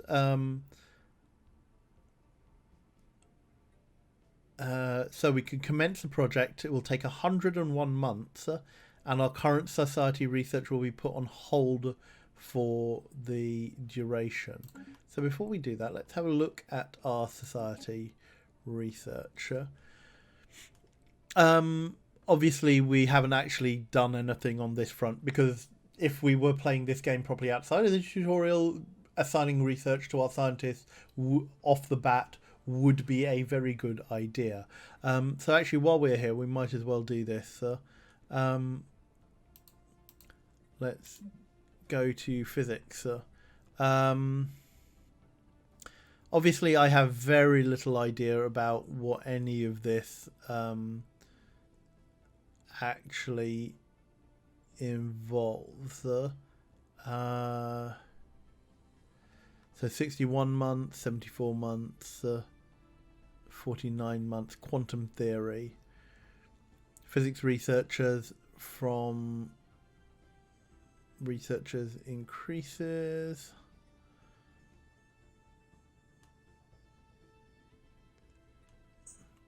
Let's just go for quantum theory. Planetary unification, interesting.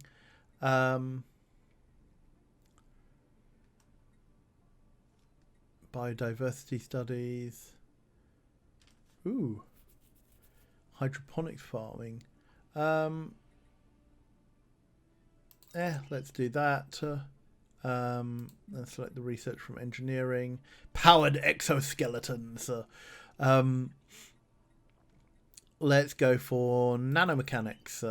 But what we are also going to do is we are going to divert the sociology research into translating those documents because I'm interested in that. So let's research that. We're still waiting for the colony to be completed.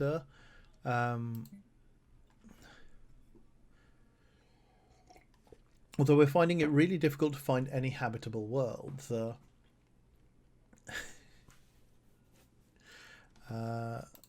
Obviously, the Cybrex things we can't really do right now. We're going to be starting our science ship. We might as well start this Taharik on looking at the mass extinction events. So, science ship Taharik should go and research project. Our construction ship isn't doing anything, so we should get it to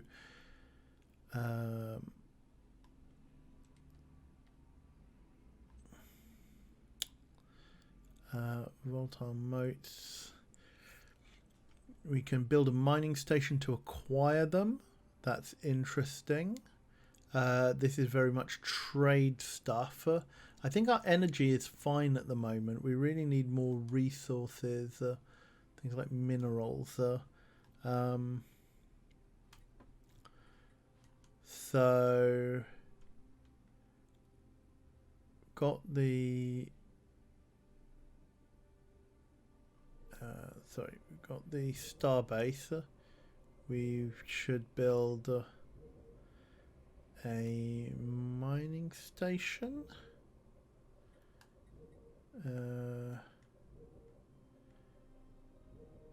We could build a research station. That might be interesting. Or maybe we should just go back to our home system and build a research station. Actually, let's go here and build a mining station. Requires moat stabilization technology. Okay, that's fine. We don't quite have the...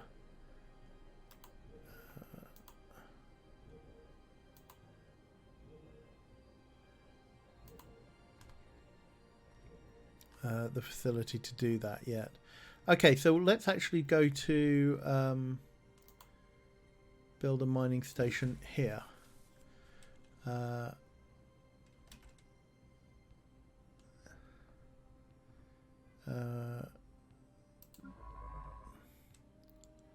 So this science ship is not doing anything right now.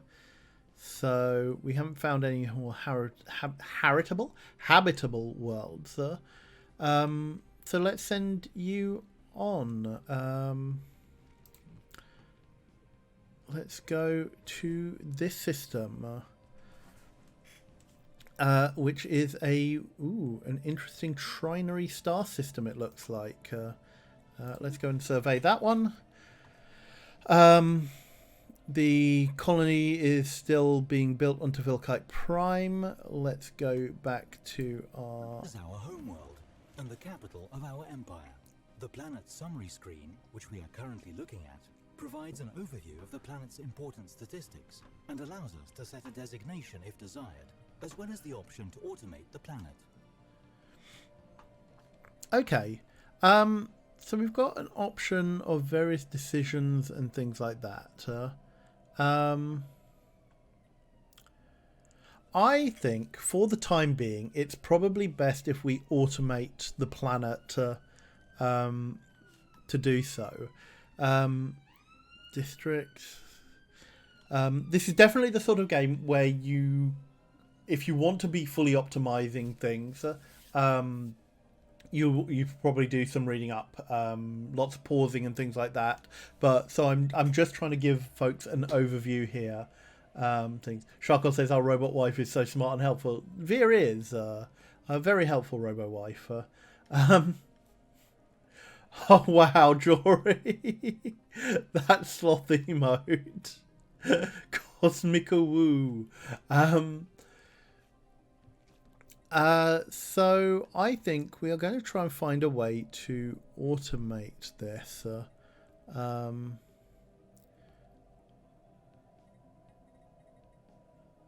Or let's see, actually let's click and see what our building options are. We can build some administrative offices. Bureaucrats turn consumer goods into administrative capacity. We've got alloy foundries. Metallurgist jobs +2. Metallurgists turn minerals into alloys, which might not be a bad thing. Civilian industries turn minerals into consumer goods. Commercial zones. Clerks produce trade value and amenities. Hollow theatres. Entertainment turn consumer goods into unity and amenities.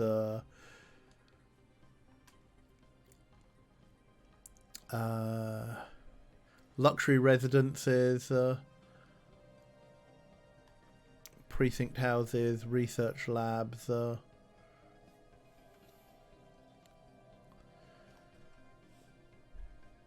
+3 in amenities times 3. A stronghold or a temple. Priests turn consumer goods into unity, society, research, and amenities. I think, what do we have here? We have planetary administration, we have administrative offices, research labs, alloy foundries, civilian industries. I think we should build a temple. Resource silos. Okay. Obviously, I'm not looking too deep into this. Our colony automation is on. Oh, automation off. Colonies being manually developed. Okay. Well, let's build a temple. Slod needs a temple. Yes. Glory to Slod. Let's build a temple. And then here we'll build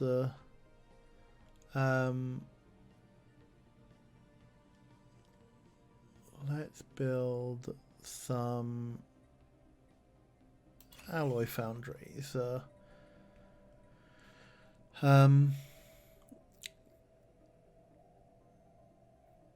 Plant currently has 3 of 7 agriculture districts. 4 agriculture can be if their blockers are cleared. So what does that mean?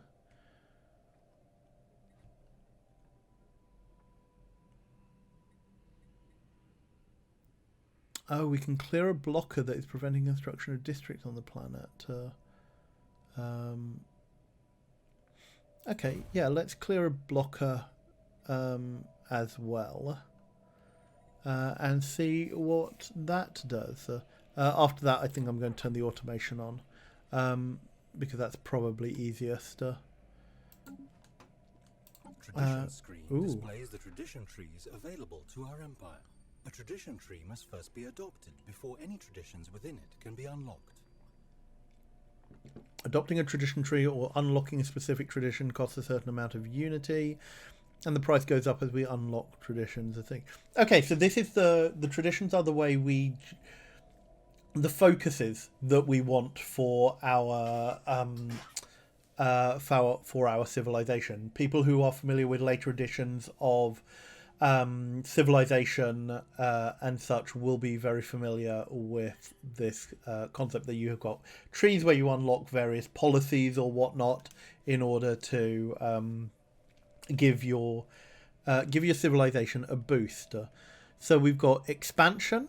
We must expand our civilization to new systems and planets or risk eventual extinction.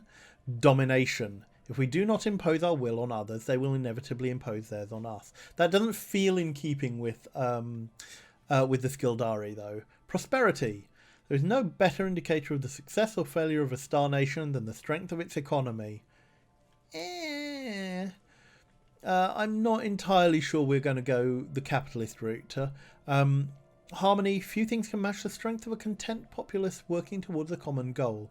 That feels more in keeping with us. Supremacy. The future of this galaxy belongs to those who are strong enough to seize it. Now, obviously, that doesn't necessarily mean militarily. We could be imposing cultural or theological values and bringing people around to our way of thinking from that way. Harmony, but not the one from Buffy the Vampire Slayer, please. We could obviously go into a long discussion on that. Harmony in Buffy, woefully underused, poorly developed character. Buffy in Harmony in Angel, fantastic. I really like what they did. I'm very glad that they brought her across to that series, because I think she gave it a very good performance, especially once once the character was integrated into Wolfram and Hart. Admittedly, obviously, the later Angel storylines are completely bonkers and don't make a lot of sense. But Harmony was a very good part of the later parts of Angel's series, I think. Diplomacy, the surest way to destroy your enemies is to make them your friends. Discovery. Our curiosity about the universe is what got us this far, and there's still so much left to discover. So to boldly go, databank upgrade, science division, polytechnic education. I think do we want to go science or harmony? Lifespan leader. Let's go with discovery. I like discovery in general. Brenanta says the puppet episode is a gift and treasure. It is, surprisingly so.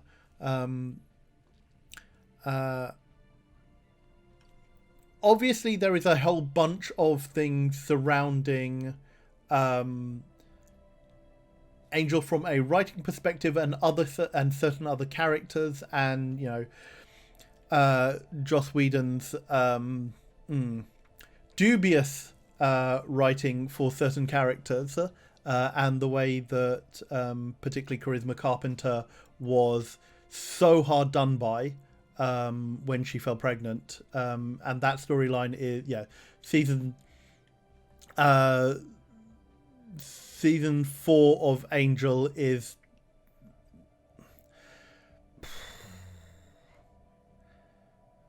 it season 4? Yeah, like that season of Angel where they effectively replaced Charisma Carpenter and had Jasmine is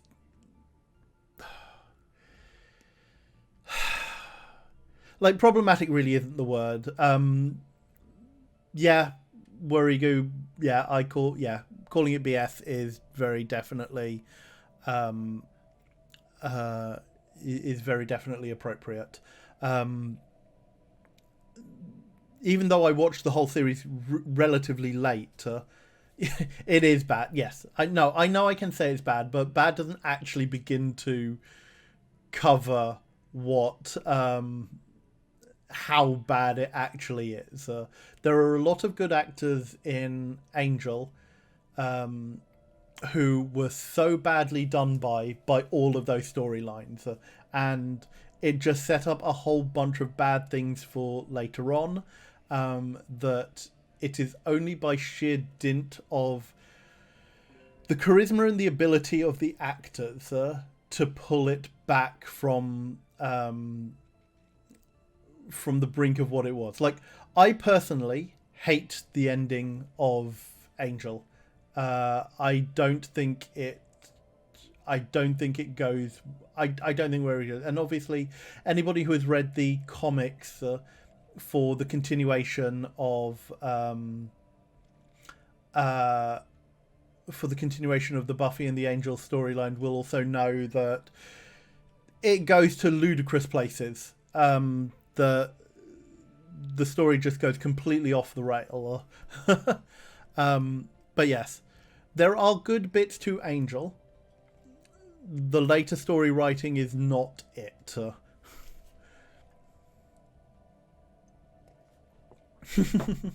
And hey, Knight. I think let's go with Discovery. It will cost us 300 Unity to adopt it. But it allows us to unlock an edict called Map the Stars, and anomaly research speed goes up by 20%. So I actually really like that.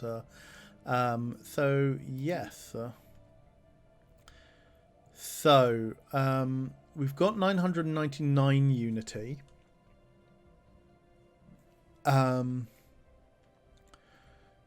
So we can go boldly go. A new age of exploration is upon us. As we once map the surface of our homeworld, we must now brave new terrain space. Survey speed is increased by 35, and science ship disengage chance is 50% increased.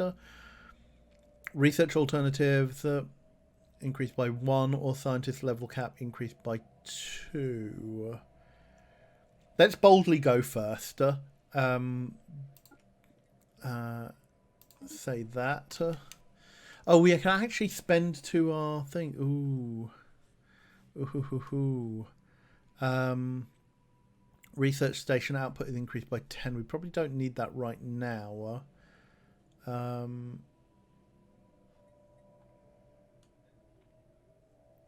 We could also adopt the Harmony group, but I think let's stick with Discovery for the time being. We haven't got any research stations, so let's build that up.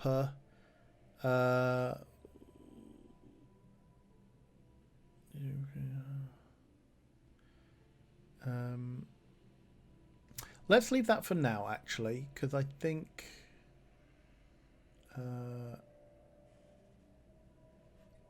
I would need to read up more about that. Low colony automation stockpiles. Colonies with automated development are low on resources. Okay. The planets and sectors screen provides an overview of all our colonized worlds, their POPs, and their resource output. As our empire grows, it can be organized into sectors, which are helpful for administering larger empires. Sectors can be automated here, and if they are automated, they can be given a specialization and resources to enable planets within them to construct their own buildings. Interesting. Although we can see we're not producing enough consumer goods at the moment. We're a net consumer as opposed to a net producer. That's probably not a big thing for the time being, but if we start to see this dip into the red, then we are probably going to have to try and do something about that.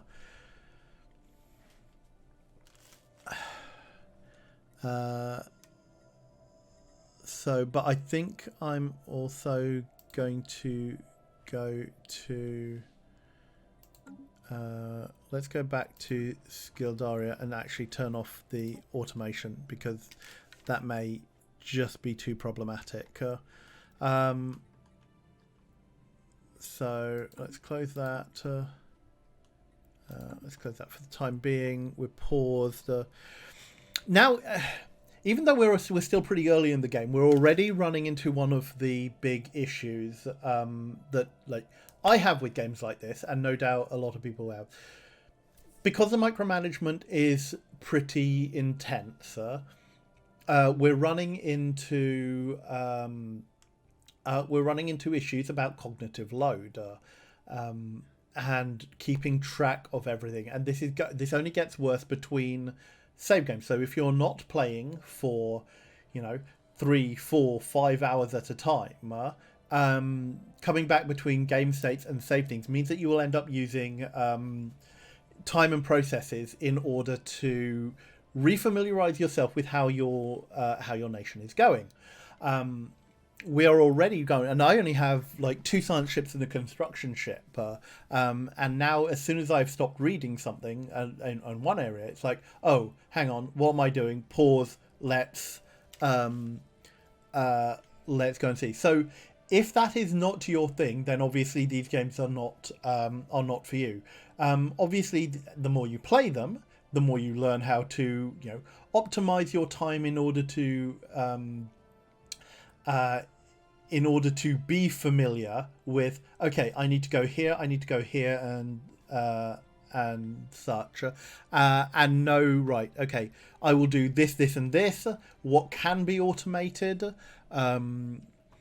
Where you're going, yeah, as you say, with Unicorn says, yeah, when you've got 30 planets and systems to be looking after, it can get a bit heady. It requires a lot of headspace. Drunko says, I'm awful for starting a new game if I've left it for more than a few weeks. Yeah. I've done that on a number of like civilizations on EU3 as well. If I end up banging my head against a wall for too long, I will also end up starting a new game, because these things are supposed to be fun.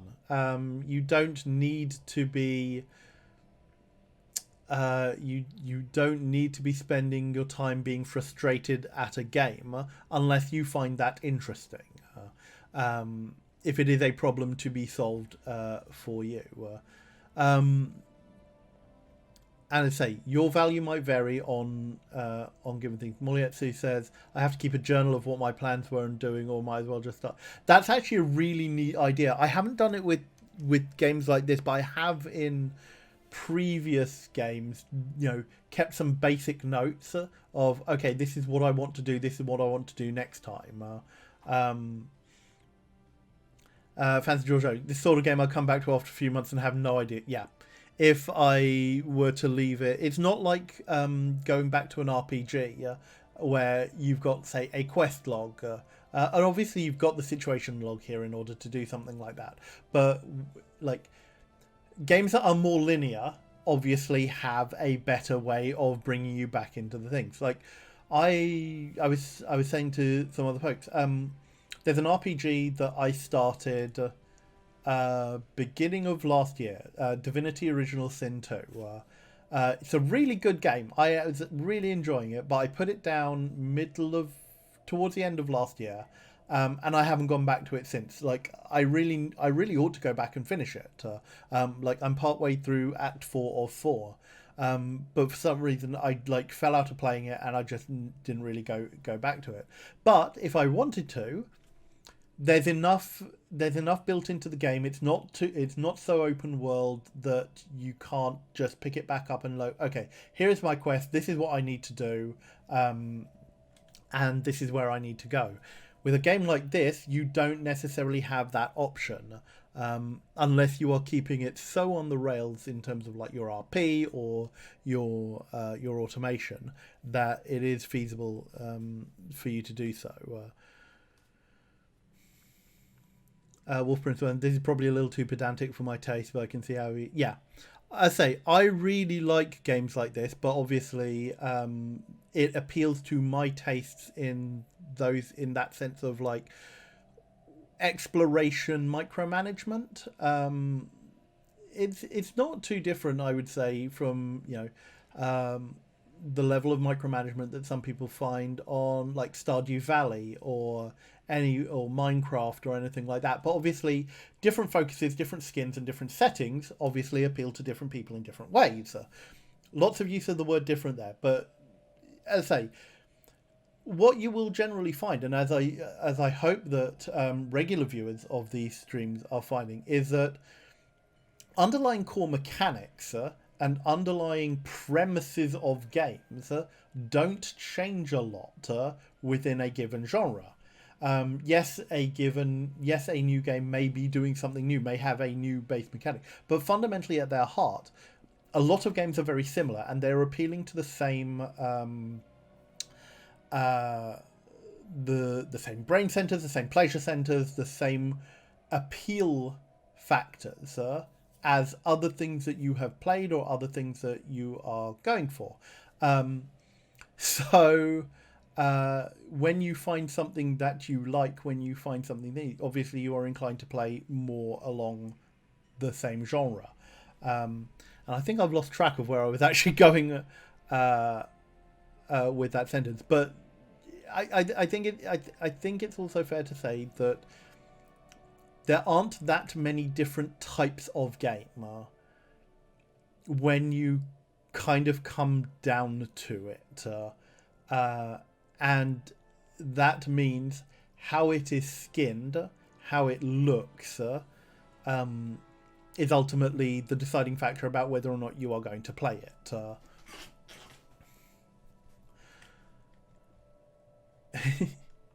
I just realised I don't play them too often. Well, I theoretically think I enjoy the realisation time in here. There are lots of games that I theoretically enjoy, but will never either actually play or will never actually try, because I know that I either know that the reality is not going to outweigh what it is. The reality is not going to be the same as what it is in my head, or I am quite happy to enjoy them on an intellectual level and maybe watch like Let's Plays and such, that I don't need to put myself necessarily through that.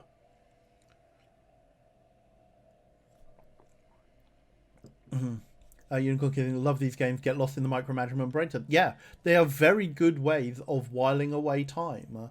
That's why you will frequently see streams of games like this, and Stellaris in particular, because it is a favourite for streamers, is for those streams to be long.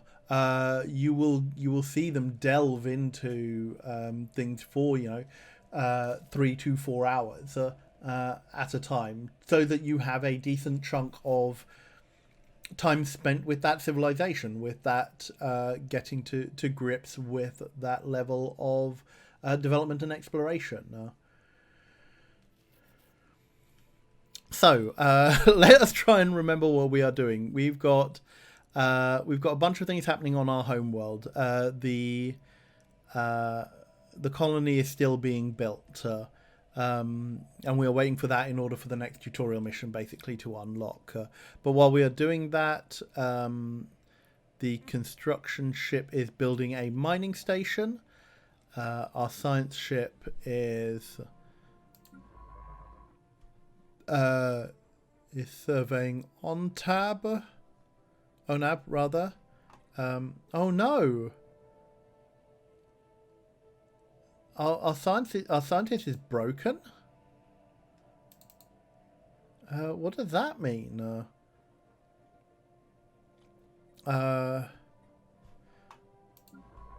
And this one is on its way from Escont.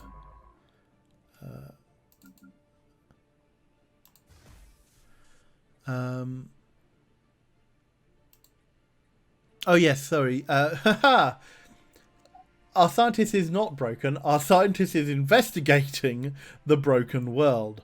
I got a bit of I got a bit confused there. Right, yes, because that's on the mass extinction through the Aegis chain that we are looking at.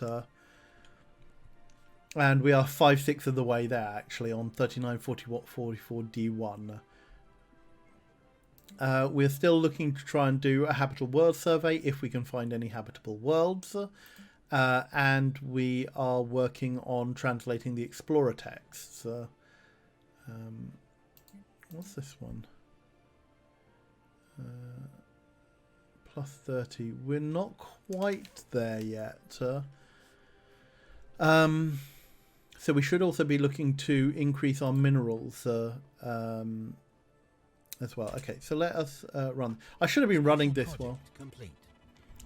Okay, the mass extinction.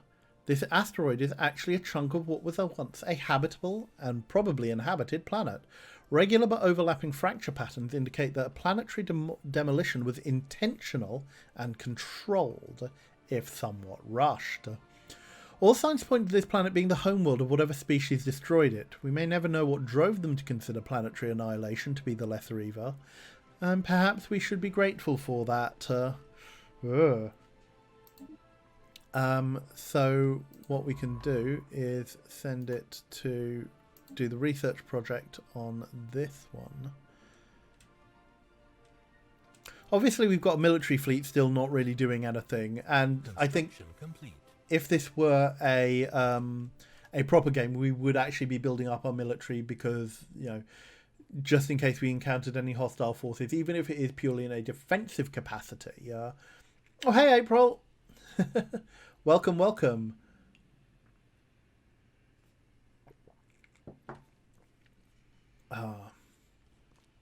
So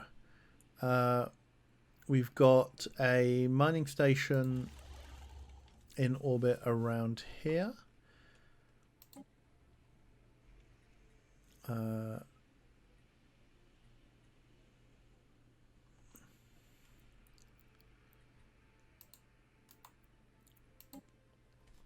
So hopefully that means we are a net producer of things. Yeah, 3 being collected by the mining station. Cool. We haven't really got anything else unless we want to turn this into trade.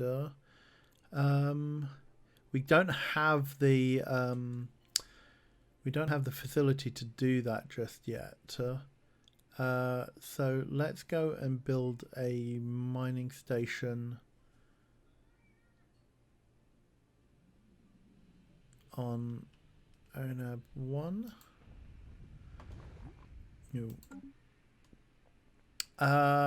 Actually, let's go back to our home. Let's actually go back to our home system. Let's go back to Skildania and see if there is, because there's engineering research there.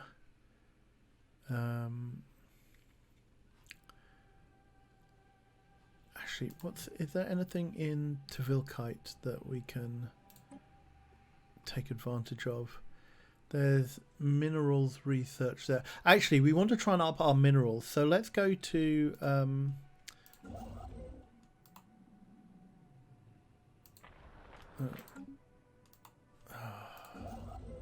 the clicking off of things.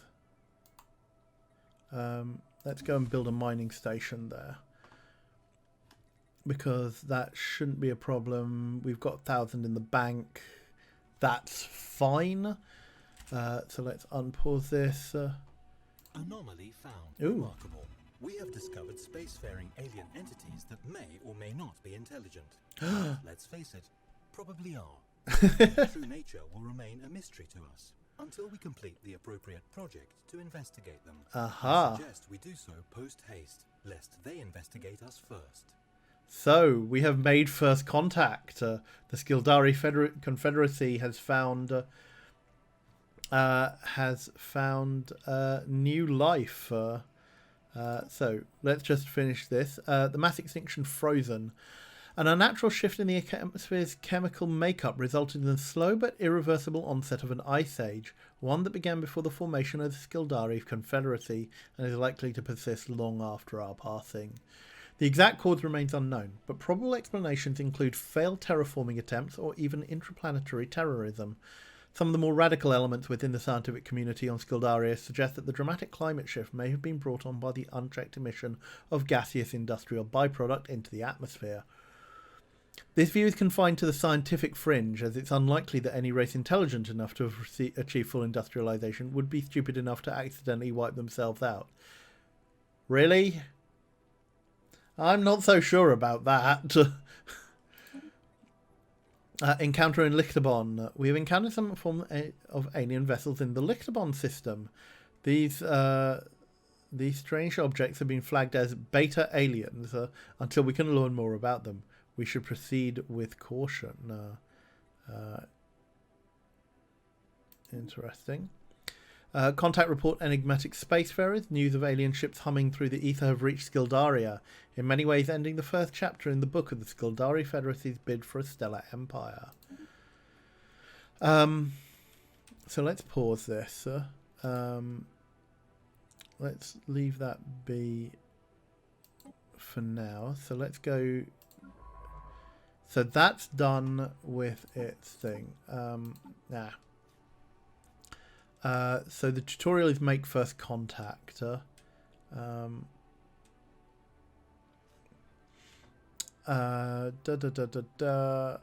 And establish colony. We're still quite away from that. So let's see where the next bit of this is. Let's go to the map. Because we know there was one down here somewhere. Oh, that system that we don't know anything about. Stop tracking that. Oh.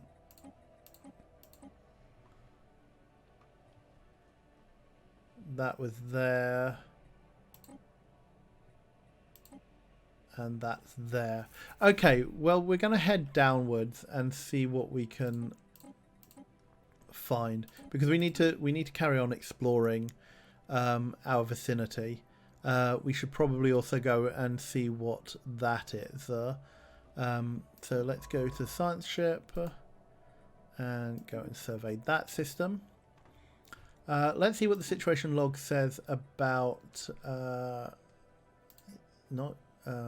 making first contact. Having encountered unknown entities in the blackness of space, we should attempt to establish communications. This can be done by researching the appropriate investigate project in the situation log. Okay, so there is this.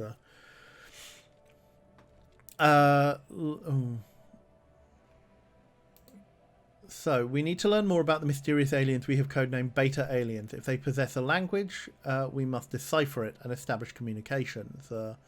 Let's research. Any current society research will be put on hold. Sure. It'll take 11 months. Yeah, let's do that.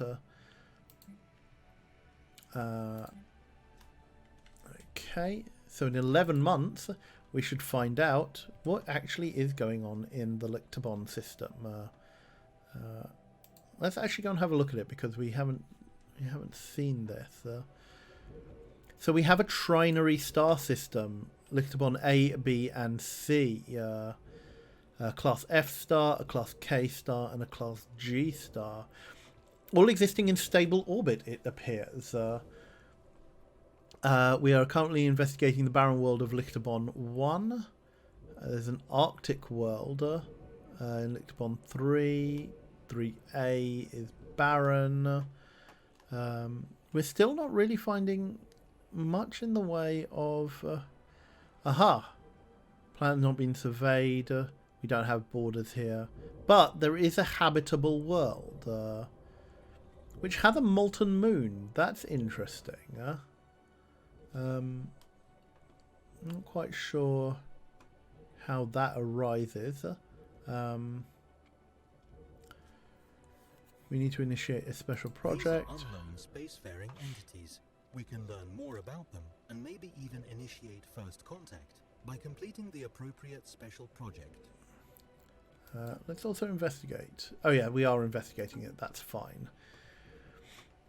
So I think once we're done, we will send... where's our construction? Oh, the construction ship is on its way, isn't it? Yeah. Because once we've built that, then I think we're going to go and claim the Lictabon system. Oh no, Babamfer, sorry. Twitch does not like sending me... Yeah, Twitch notifications are very hit or miss, I find. But welcome. We're probably not going for much longer, although, I don't know. How are people feeling? I'm actually fine, I think, with pushing this stream maybe a little bit longer. Construction complete. How are you, or do you would folks be interested in carrying this on for a little bit longer? So let's send the construction ship to the Lichtabon system because, oh, that's quite a way away. But yeah, I think it's going to be important to bring that one under our control. Well, let's just move there for the time being. Oh, they're in Fenov. Aha, let's go and have a look and see what's in Fenov. Ooh, we've got a bunch of worlds here. Barren World, Molten World, Asteroid. We're really not in the toxic world. And Fenov 1 is the Molten World. Cool. Very much not... Skildaria seems to have appeared in a region of space that is uniquely situated for an ocean world, and yet is surrounded by star systems which aren't. Cool. Yeah. All right then. Maybe I'll run a bit. Maybe I'll run for another sort of like half an hour, 40 minutes or so. So at this point, I think let's take another break. Let's take another break. Stretch our legs, grab drinks, take your meds if you need it. Let's bring this down. And I will see you back here in a few minutes.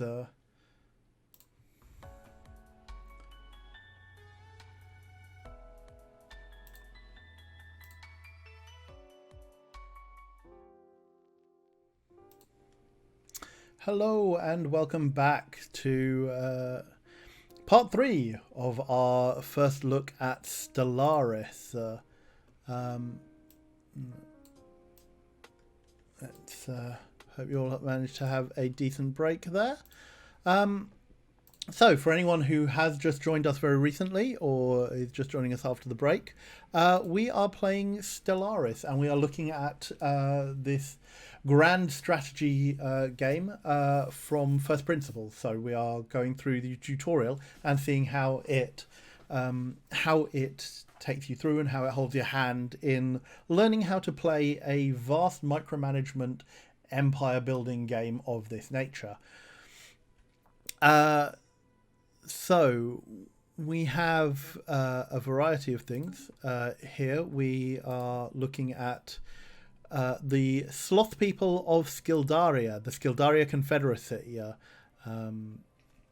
who have a 3-system star nation at the moment, and we're just made first contact, or potentially have just made first contact with some unknown beta aliens.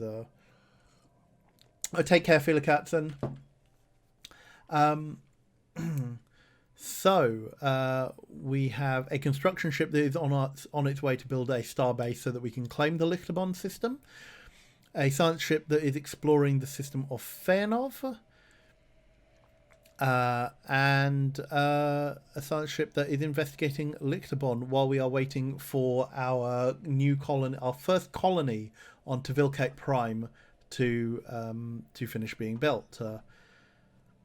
So we will go back to there. System survey complete.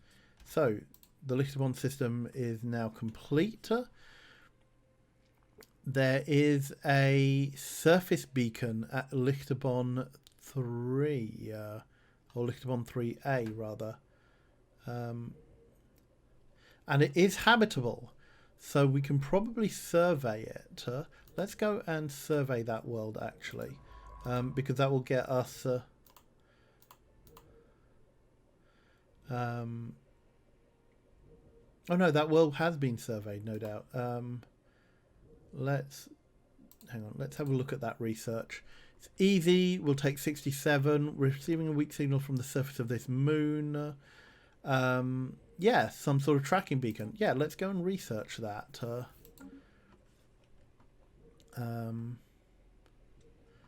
I wonder if we can do that from where we are. Oh, so yeah, this alien vessel is also surveying the planet. So yeah, I think we need to try and get here and claim this system pretty quickly. Where is our construction ship? On its way. We may be in what is a literal race for a galaxy. Rusty, Eziawar3 asks, is multiplayer PvP in this game like RTS where I control an army of my own?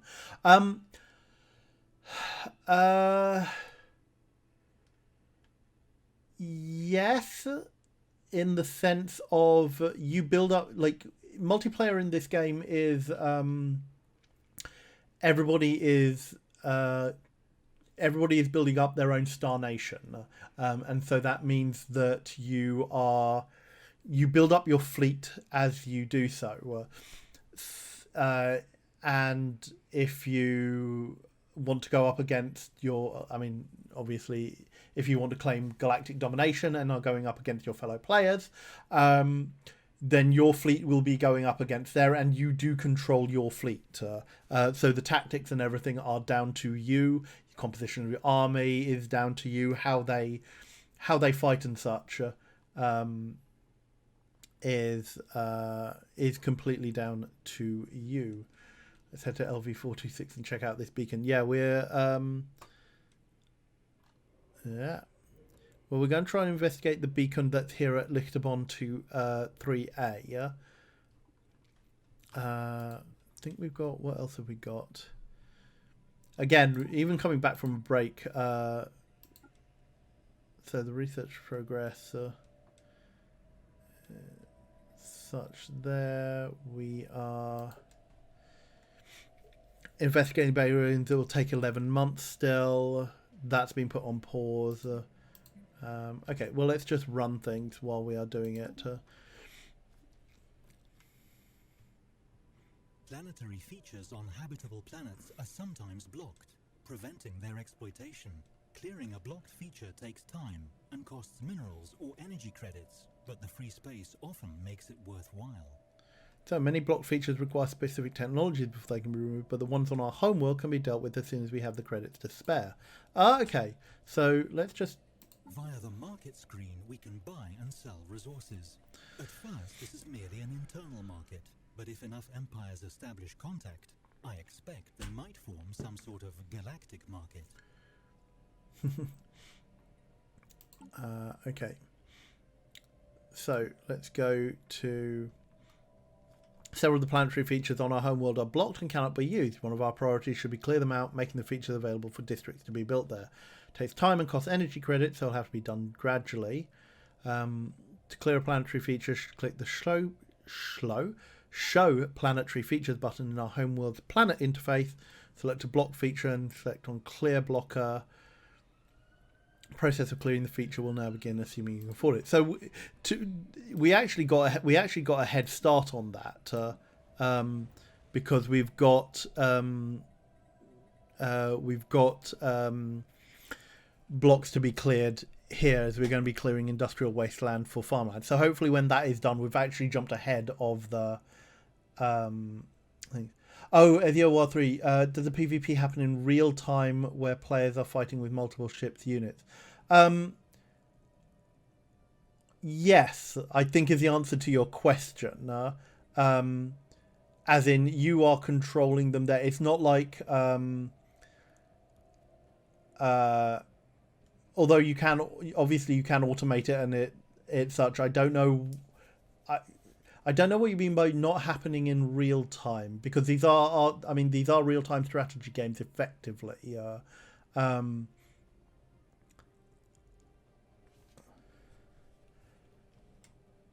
Obviously, take what I'm saying with a pinch of salt, because I have not played any PvP or multiplayer in this game. But if we're talking about in similar games, then yes, it is happening in real time, as in it. I don't think you can necessarily automate it to take place outside of things. Oh, right. Okay. If you're comparing it to something... Right, sorry. IRQ Conflict says it's real time, but you don't really micro in the game the way you would say in StarCraft. Okay. If that's what you're talking about, because I've not really done much RTS in terms of StarCraft and such. That doesn't really appeal to me. The most I have gone for is I have played Command and Conquer when it first came out, and obviously its clone, its effective clone June 2000, because June 2 was a big favorite of mine when I was growing up. But yes, you're not doing unit management in the same way that you would say in StarCraft, or even something like Warcraft 2.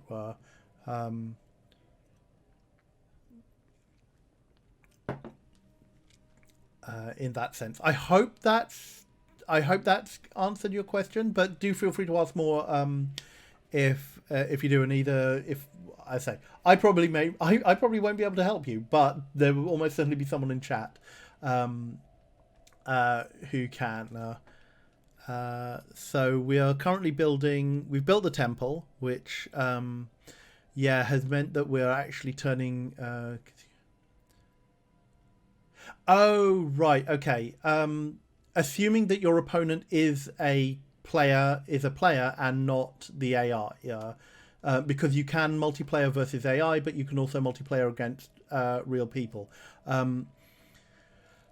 I believe this has online multiplayer, as opposed to local in the sense of you just do it amongst your friends. You can probably play against strangers, but that I don't know.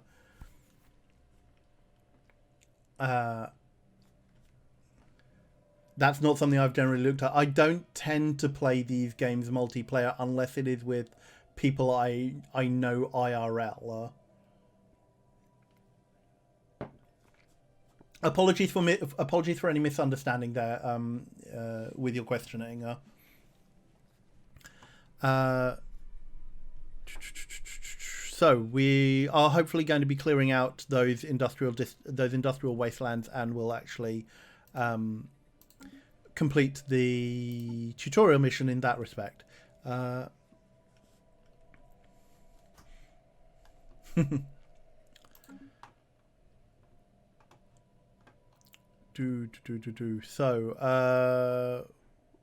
we've got a ship in.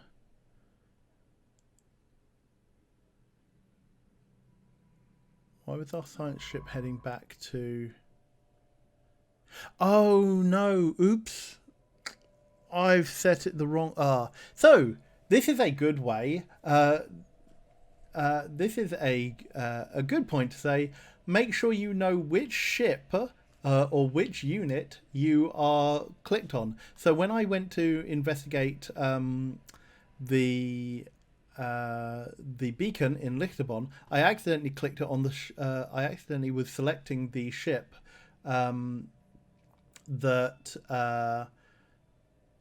was investigating the Fenov system, so thus sending it on a massive detour when it shouldn't be.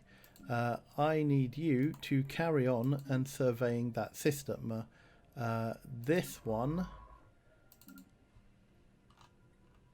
The reason why you are not doing what I want you to do is this ship needs to be... Hang on.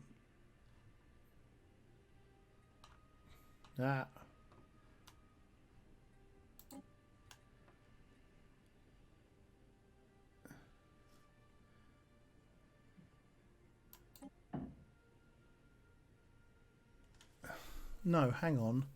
I've got this. No, hang on. I've got this the wrong way around, haven't I?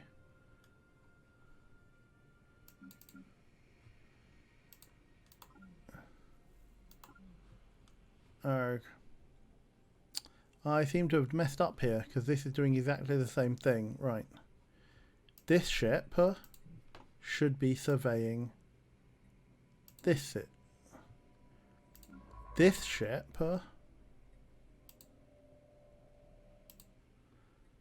is in orbit of Lichterbon 3. So this ship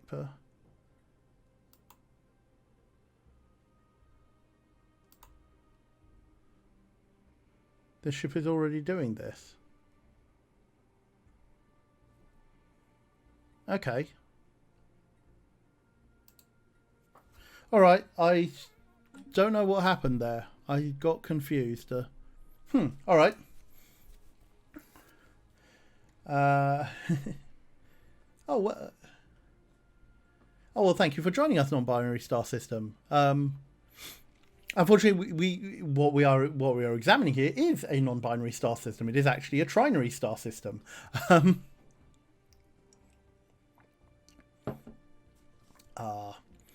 So let's carry on. Let's carry on going.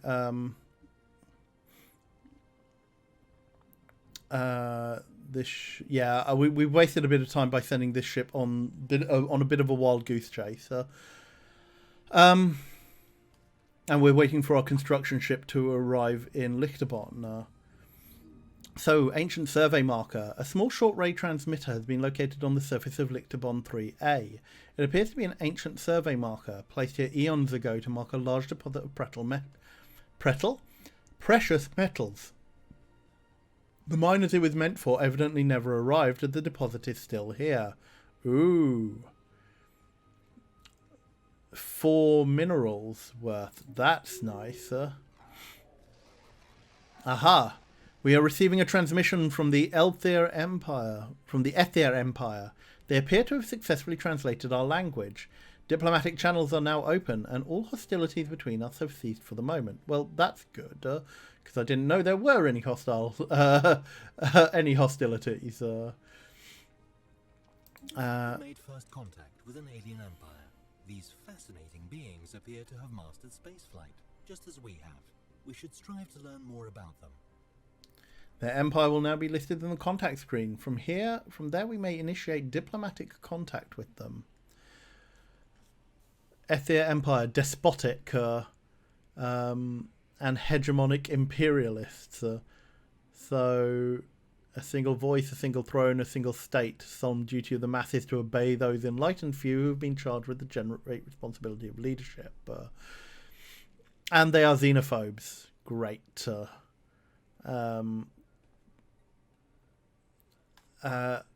I speak on behalf of the Ether Empire, and I come with a message for your depraved species. As long as you stay out of our internal affairs and treat our great leader, Emperor Zandov Zapretanica, with reverence, there may yet be peace between our nations. So, how should we respond? We are xenophiles and pacifists.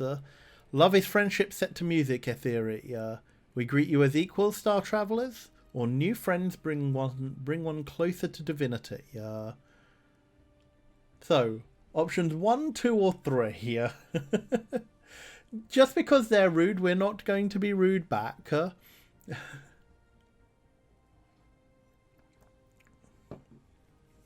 Firm and implacable.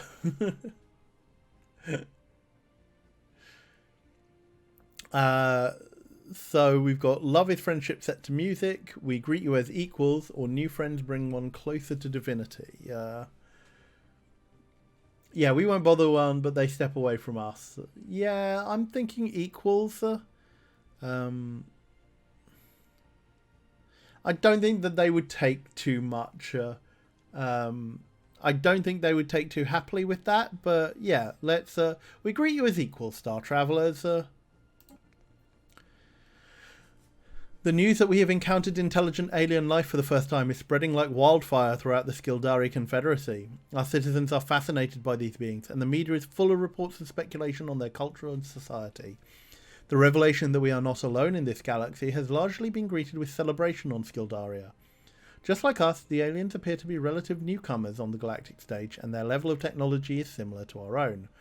This is a momentous occasion, and we are going to claim this system.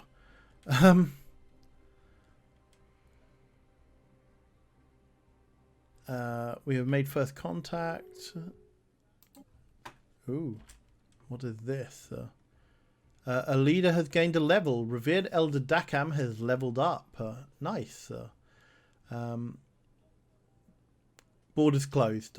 Diplomatic communication from the Ahir Empire. We have allowed you to move about freely in our territory for too long. Today we draw the line. Jeeves. Well, the Ahir Empire has closed their borders to us, blocking our fleet from entering their territory. Cool. We didn't want to go there anyway. But let's see. Whoa. They've they've been busy. They've got a pretty big empire, and they've got a natural wormhole. Ooh.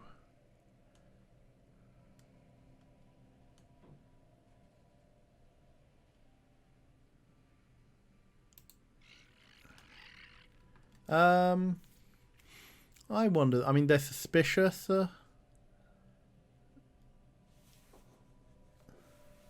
Their opinion of us is -42. They're belligerent. Their fleet power is much stronger than us. They're better than us in every way. Okay, yeah. Can we improve relations? Sending an envoy to actively improve relations will increase their opinion of our empire on a monthly basis.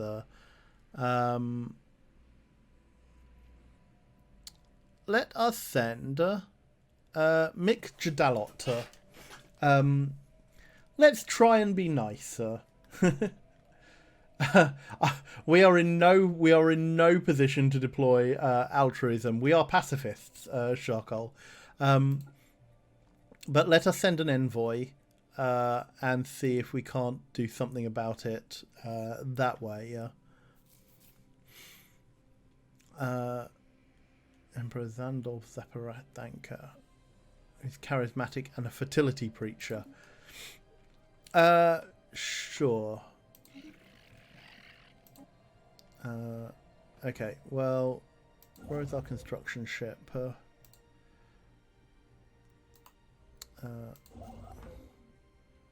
Let us build a starbase.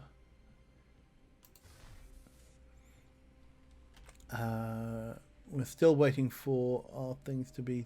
We're 83% complete on the alloy foundries. Anomaly found. Ooh.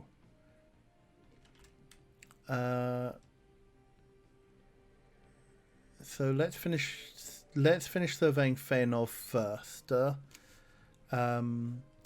Pressure structures litter Fëanor to a surface thing, begging for some archaeological work. Okay, we'll leave it be for now. I think also what we need to do is we can probably build another construction ship at this point, so that we can have like one on the west and east, well, the left and right borders of our empire. No.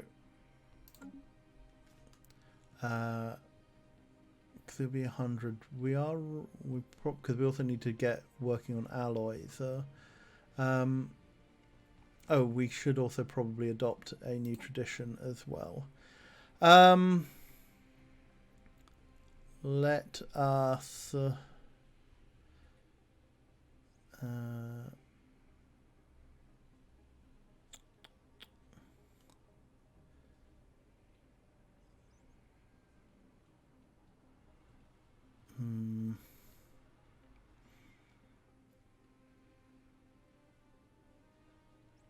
I don't know. What do we want to do? We're not really building research stations at the moment, so I think let's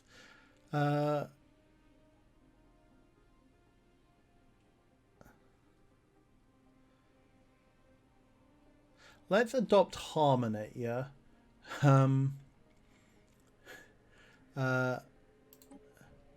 And go yes. And so we can either increase our leader lifespan, kinship,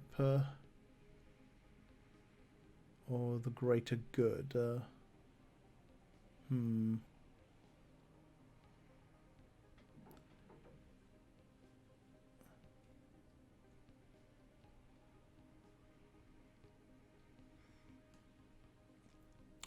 let's also... Actually, you know what? Let's do science division as well and see how far we can get on doing things.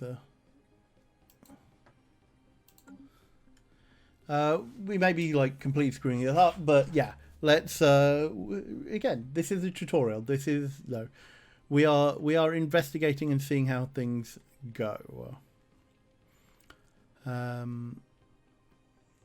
So once we have built a station here, I think we're going to start.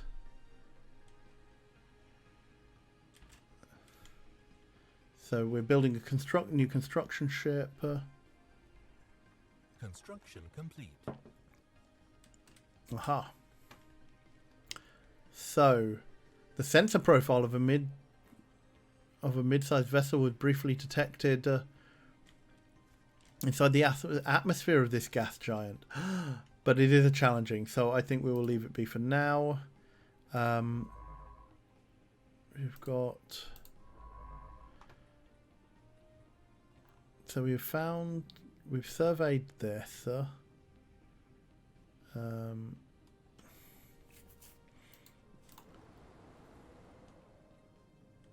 So we should probably be looking to try and colonize this at some point.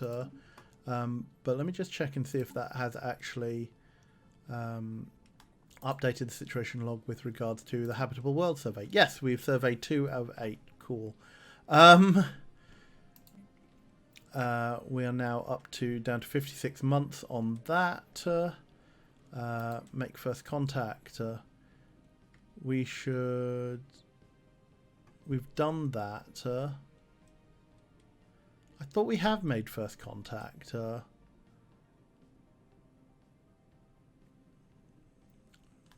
we don't have an investigate project anymore.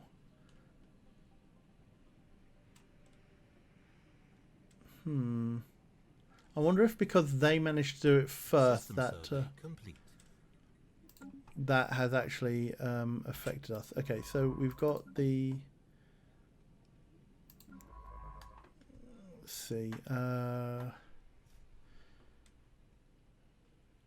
Okay, we can't go any further north. Oh, we need to claim Escont as well because we will need to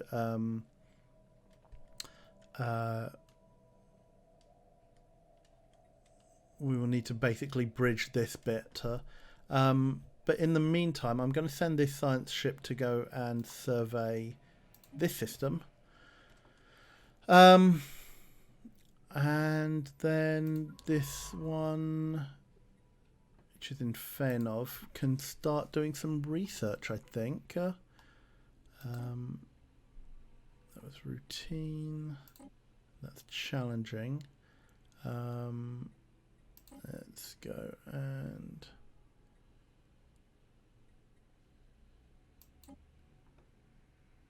research that. Oh, and we have our new construction ship. The SCS Tanara. So where shall we send the Tanara in order to claim Fenov, I think.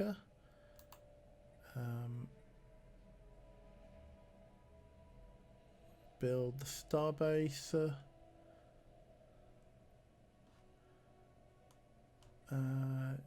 Yeah. Okay. So what do we got? Okay, we're coming up to 8:30. So I think with this in mind, I really wanted Yet the... another impediment to our galactic ambitions has been dealt with. That tile blocker never stood a chance. That block feature is now ready to be exploited. Okay. We're still quite away from running that. I would have really liked that to have been done by now. Ooh. What have we got? Fairnov 2A is uninhabited and indeed uninhabitable, but not unvisited. Its surface is littered with tall cenotaphs carved from some mineral not native to the planet, evidently placed here by some artistically inclined spacefaring race. The monolith's flowing lines definitely chart a history so fantastical it must surely be fictional. Surely. Let's image them for the archives.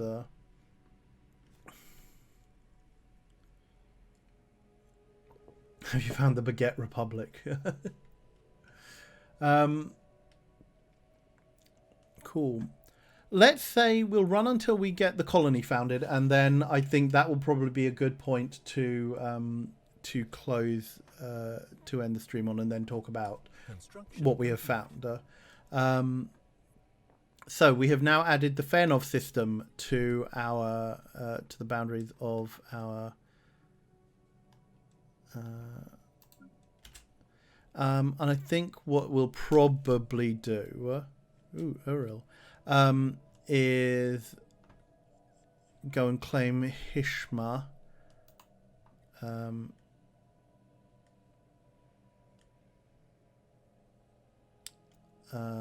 Actually, let's go and claim Escont first, and we'll save this this construction ship.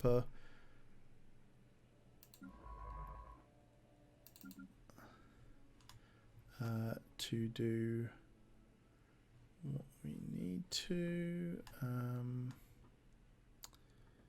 What was this one? This was challenging.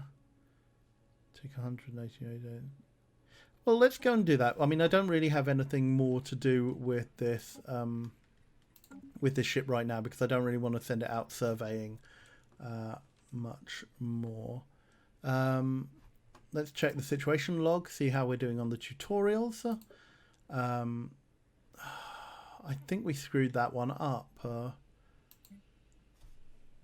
Although we've completed the appropriate investigation project.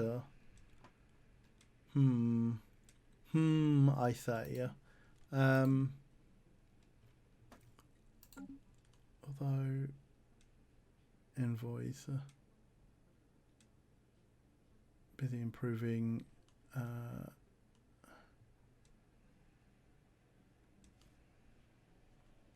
outposts and our naval capacity. We should probably be building more ships, to be quite honest. Although, wow, we're really powering through the consumer goods. I would need to. Consumer goods is something I need to really read up on. Okay, we're so close to colonizing planets, because they do seem to be at like a cap on our performance. We're really good for food, actually. Although I think that's a benefit of our glorious government. So let us see how close we are to this. This construction ship should probably go and build a mining station here. Extrasolar colony. This means that if our homeworld were to spontaneously combust, our species would no longer be rendered extinct. That is a comforting thought, wouldn't you say? Yes, Veer, that is really comforting as we celebrate the newly founded colony onto Vilkite Prime. Let's go to the colony. Oh wow, okay. There is a lot of things that need to be unlocked, but there's not much in the way of blocked districts. But I think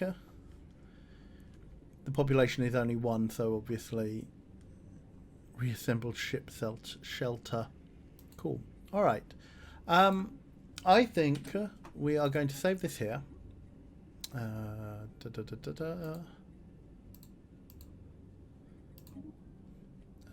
Great. And let us let's close that. Actually, no, hang on. Let's resume. So, as we bring this session to a close, what we have is the tutorial has brought us to this point. We are a 1, 2, 3, 4, 5 system star nation with views to claiming a couple of others. We've done some research. We've shown the basics of this game start, but I think it's fairly clear to say. Actually, let's bring us back to let's bring us back to things so we can do our wrap up.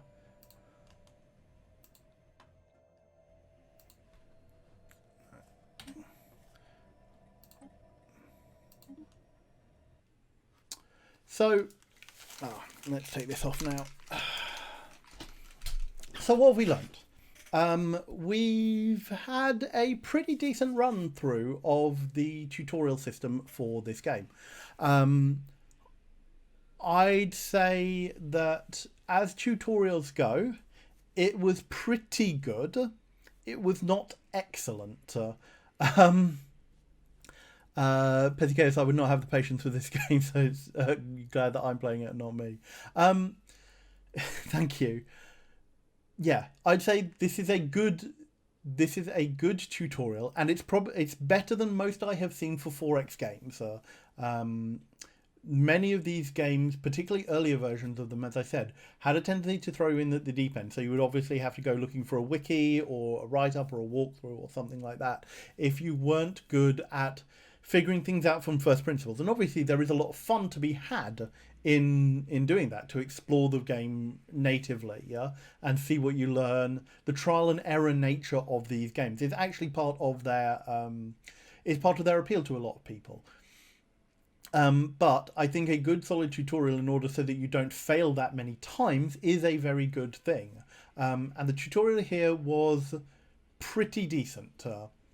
It gave you a foundation, but it didn't tell you everything. And I think there is a market, or there is a potential for it to have been too overwhelming, because obviously if it takes the time to explain every single icon that is on the screen, every single button, every single thing, then that is too long-winded. That's not what you actually need in order to be able to play the game. So thought has gone into this tutorial by giving you tutorial missions in a straightforward and a nominally logical manner. It has done a good job of that. Some of the stuff within the tutorial and the things, I think, left a little bit to be desired, particularly if you have processing issues. But then many people who... I think some folks who have processing issues are not going to get on well with this game generally, because as we have seen, there is a large amount of cognitive load. I would have liked a little bit more hand-holding in the full tutorial, or I would have liked a level above that was the click here to explain, or find out more here. That isn't just, oh, I have to click off here and go to a help screen and things like that. But in order to understand the basic game principles, that did what it was meant to. It probably shouldn't have thrown a lot of the research things, the research missions and such alongside the tutorial. Tutorials should actually be fairly standalone. The only reason that I know, like, to deal with those, or to, like, which ones of those is, as I say, I have watched a fair bit of Stellaris being played, whilst not necessarily having grasped the basic fundamentals. Because actually, when you're watching it, often you are watching people who have had, 40, 50 hours of gameplay before they've started streaming it. Most people are not looking at it from a first principle perspective. So as I say, I quite like that tutorial. I quite like the intro to the game. That is definitely a game I can see myself playing more of. Whether I play more of that on stream, I don't know. It will depend on, like, time slots and how how much time we have in the schedules for coming back to things like that. And I think I think next time that we do this, or that I do this, I would take it down a more customized route. I will do some reading, do some looking into like the different things that our civilization can do.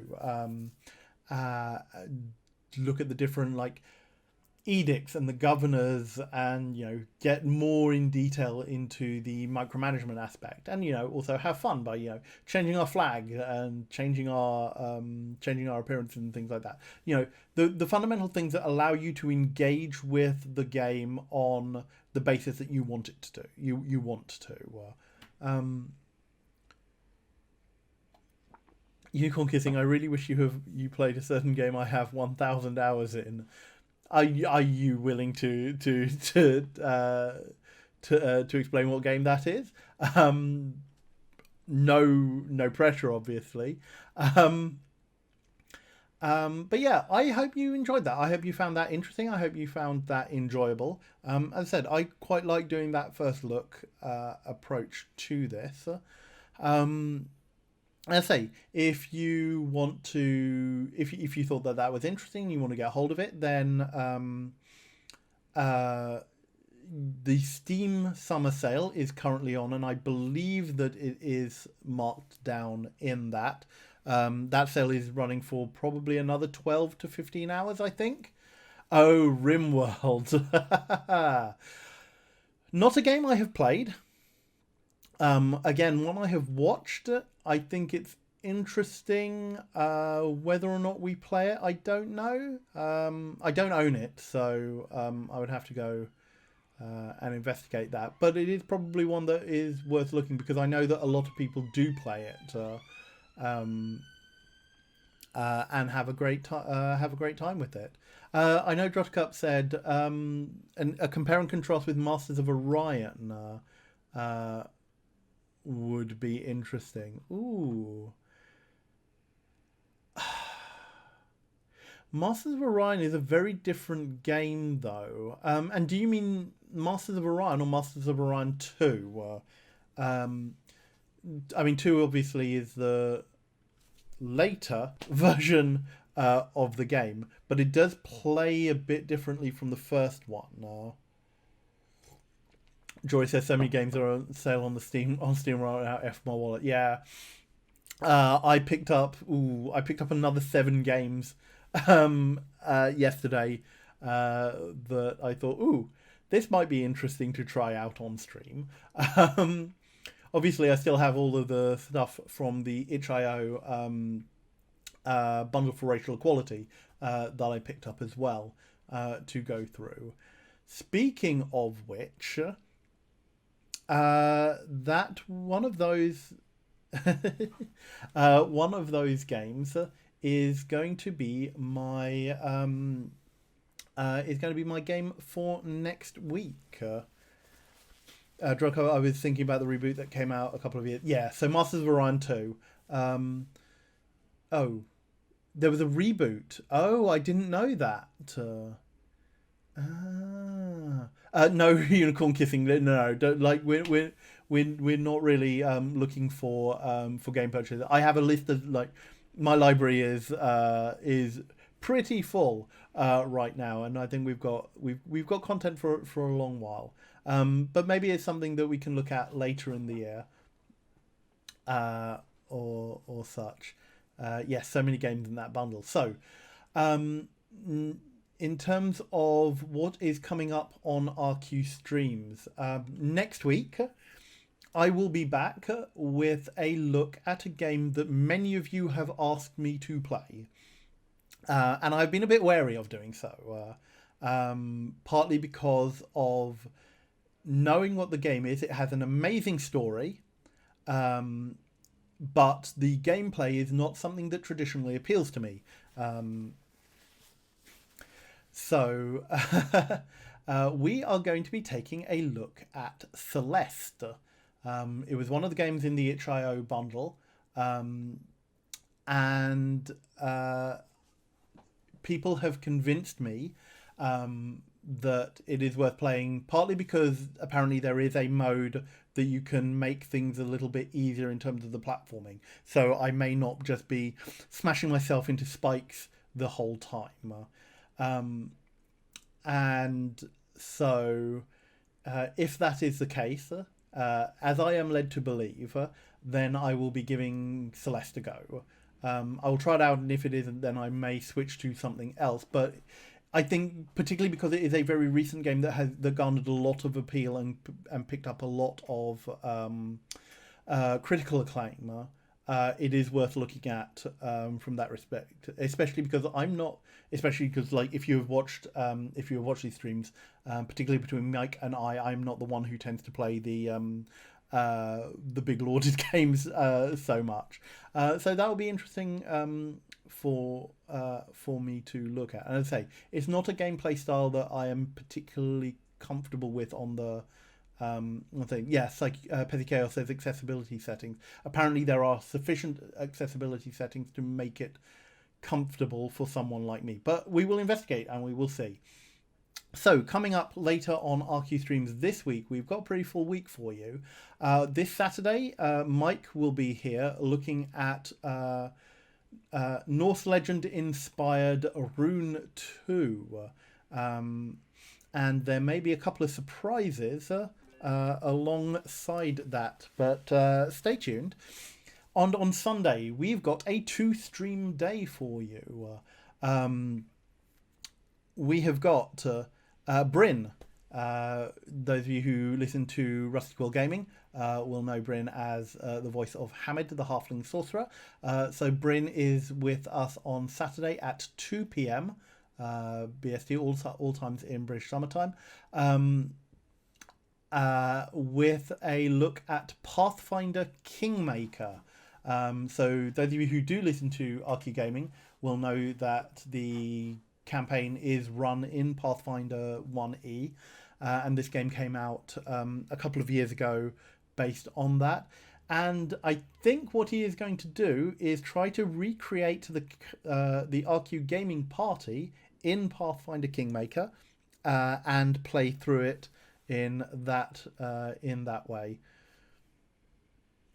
And then later on Sunday, at 7 p.m. BST, we will bring you another stream from the US as our editorial assistant Annie Fitch comes to us and is going to be showcasing her skills at writing music.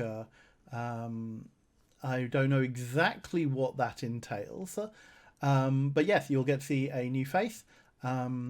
And you'll get to see one of our editors displaying their skills. In terms of ancillary associated streams, I think tomorrow Bryn will be playing maybe Life is Strange. I think he's not Life is Strange. Yes, sorry, I think it is Life is Strange that he is... he'll be continuing with on his channel, !Bryn, that's twitch.tv/BraveSirFibblethip. On Friday, there is probably a stream from Johnny. I dare say he is probably still playing Control over at twitch.tv/JohnnyWaistcoat. Sunday is actually quite busy because also there will be a stream from Helen over at twitch.tv/Helen Rosamond. I believe she's doing another cooking stream, and this time, if the delivery comes through, there is a whole fish on the menu. So that will be interesting to see what she does with that. Sunday evening also, there will be streams from the Brothers Meredith and from MacGuffin & Co. As well. Stay tuned to their various Twitters or social media for information on that. As I say, next week I will be back with Celeste. So thank you ever so much for everybody who has who has subscribed, who has given bits, who has supported the channel in any way. There are plenty of ways you can do so. Remember, you can find out more about what we do over at www.rustyquill.com. You can support us directly by the donation link down below, by supporting us on Patreon, or by subscribing here. And yeah, if you are new to the channel, please do give us a follow. It is much appreciated. It does help out in showing showing Twitch that there is a nice and lovely community here. There are 7 streams on the calendar for Sunday. Yeah, it has turned out to be a little bit busy this weekend. But anyway, if you aren't able to catch any of them live, there are always VODs. VODs on our channel will stay live for 60 days and will also be archived on our YouTube channel at www.youtube.com/Rusty Quill. So, thank you very much. Oh, and thank you very much, Charcoal, for the 69 bits. Nice. Thank you very much to the mods, Zalia Chimera and Druttercup, for keeping order in X100. Have a nice night, Anil. Thank you. Oh, thank you very much, Kiritsuzu, for the 100 bits, and thank you very much, Unicorn Kissing, for the 20 bits. So I will say goodbye and go and grab some dinner. Oh, God. Thank you very much, Molietsu, for the 420 bits. X420. Thank you for the extra long stream. Oh, thank you. Blazing it across the channel at the end there. So thank you very much. Hope you all have a lovely evening, and come back on Saturday at 3 p.m. to catch Mike with Rune 2. Thank you very much for all of your viewing. Take care, everyone.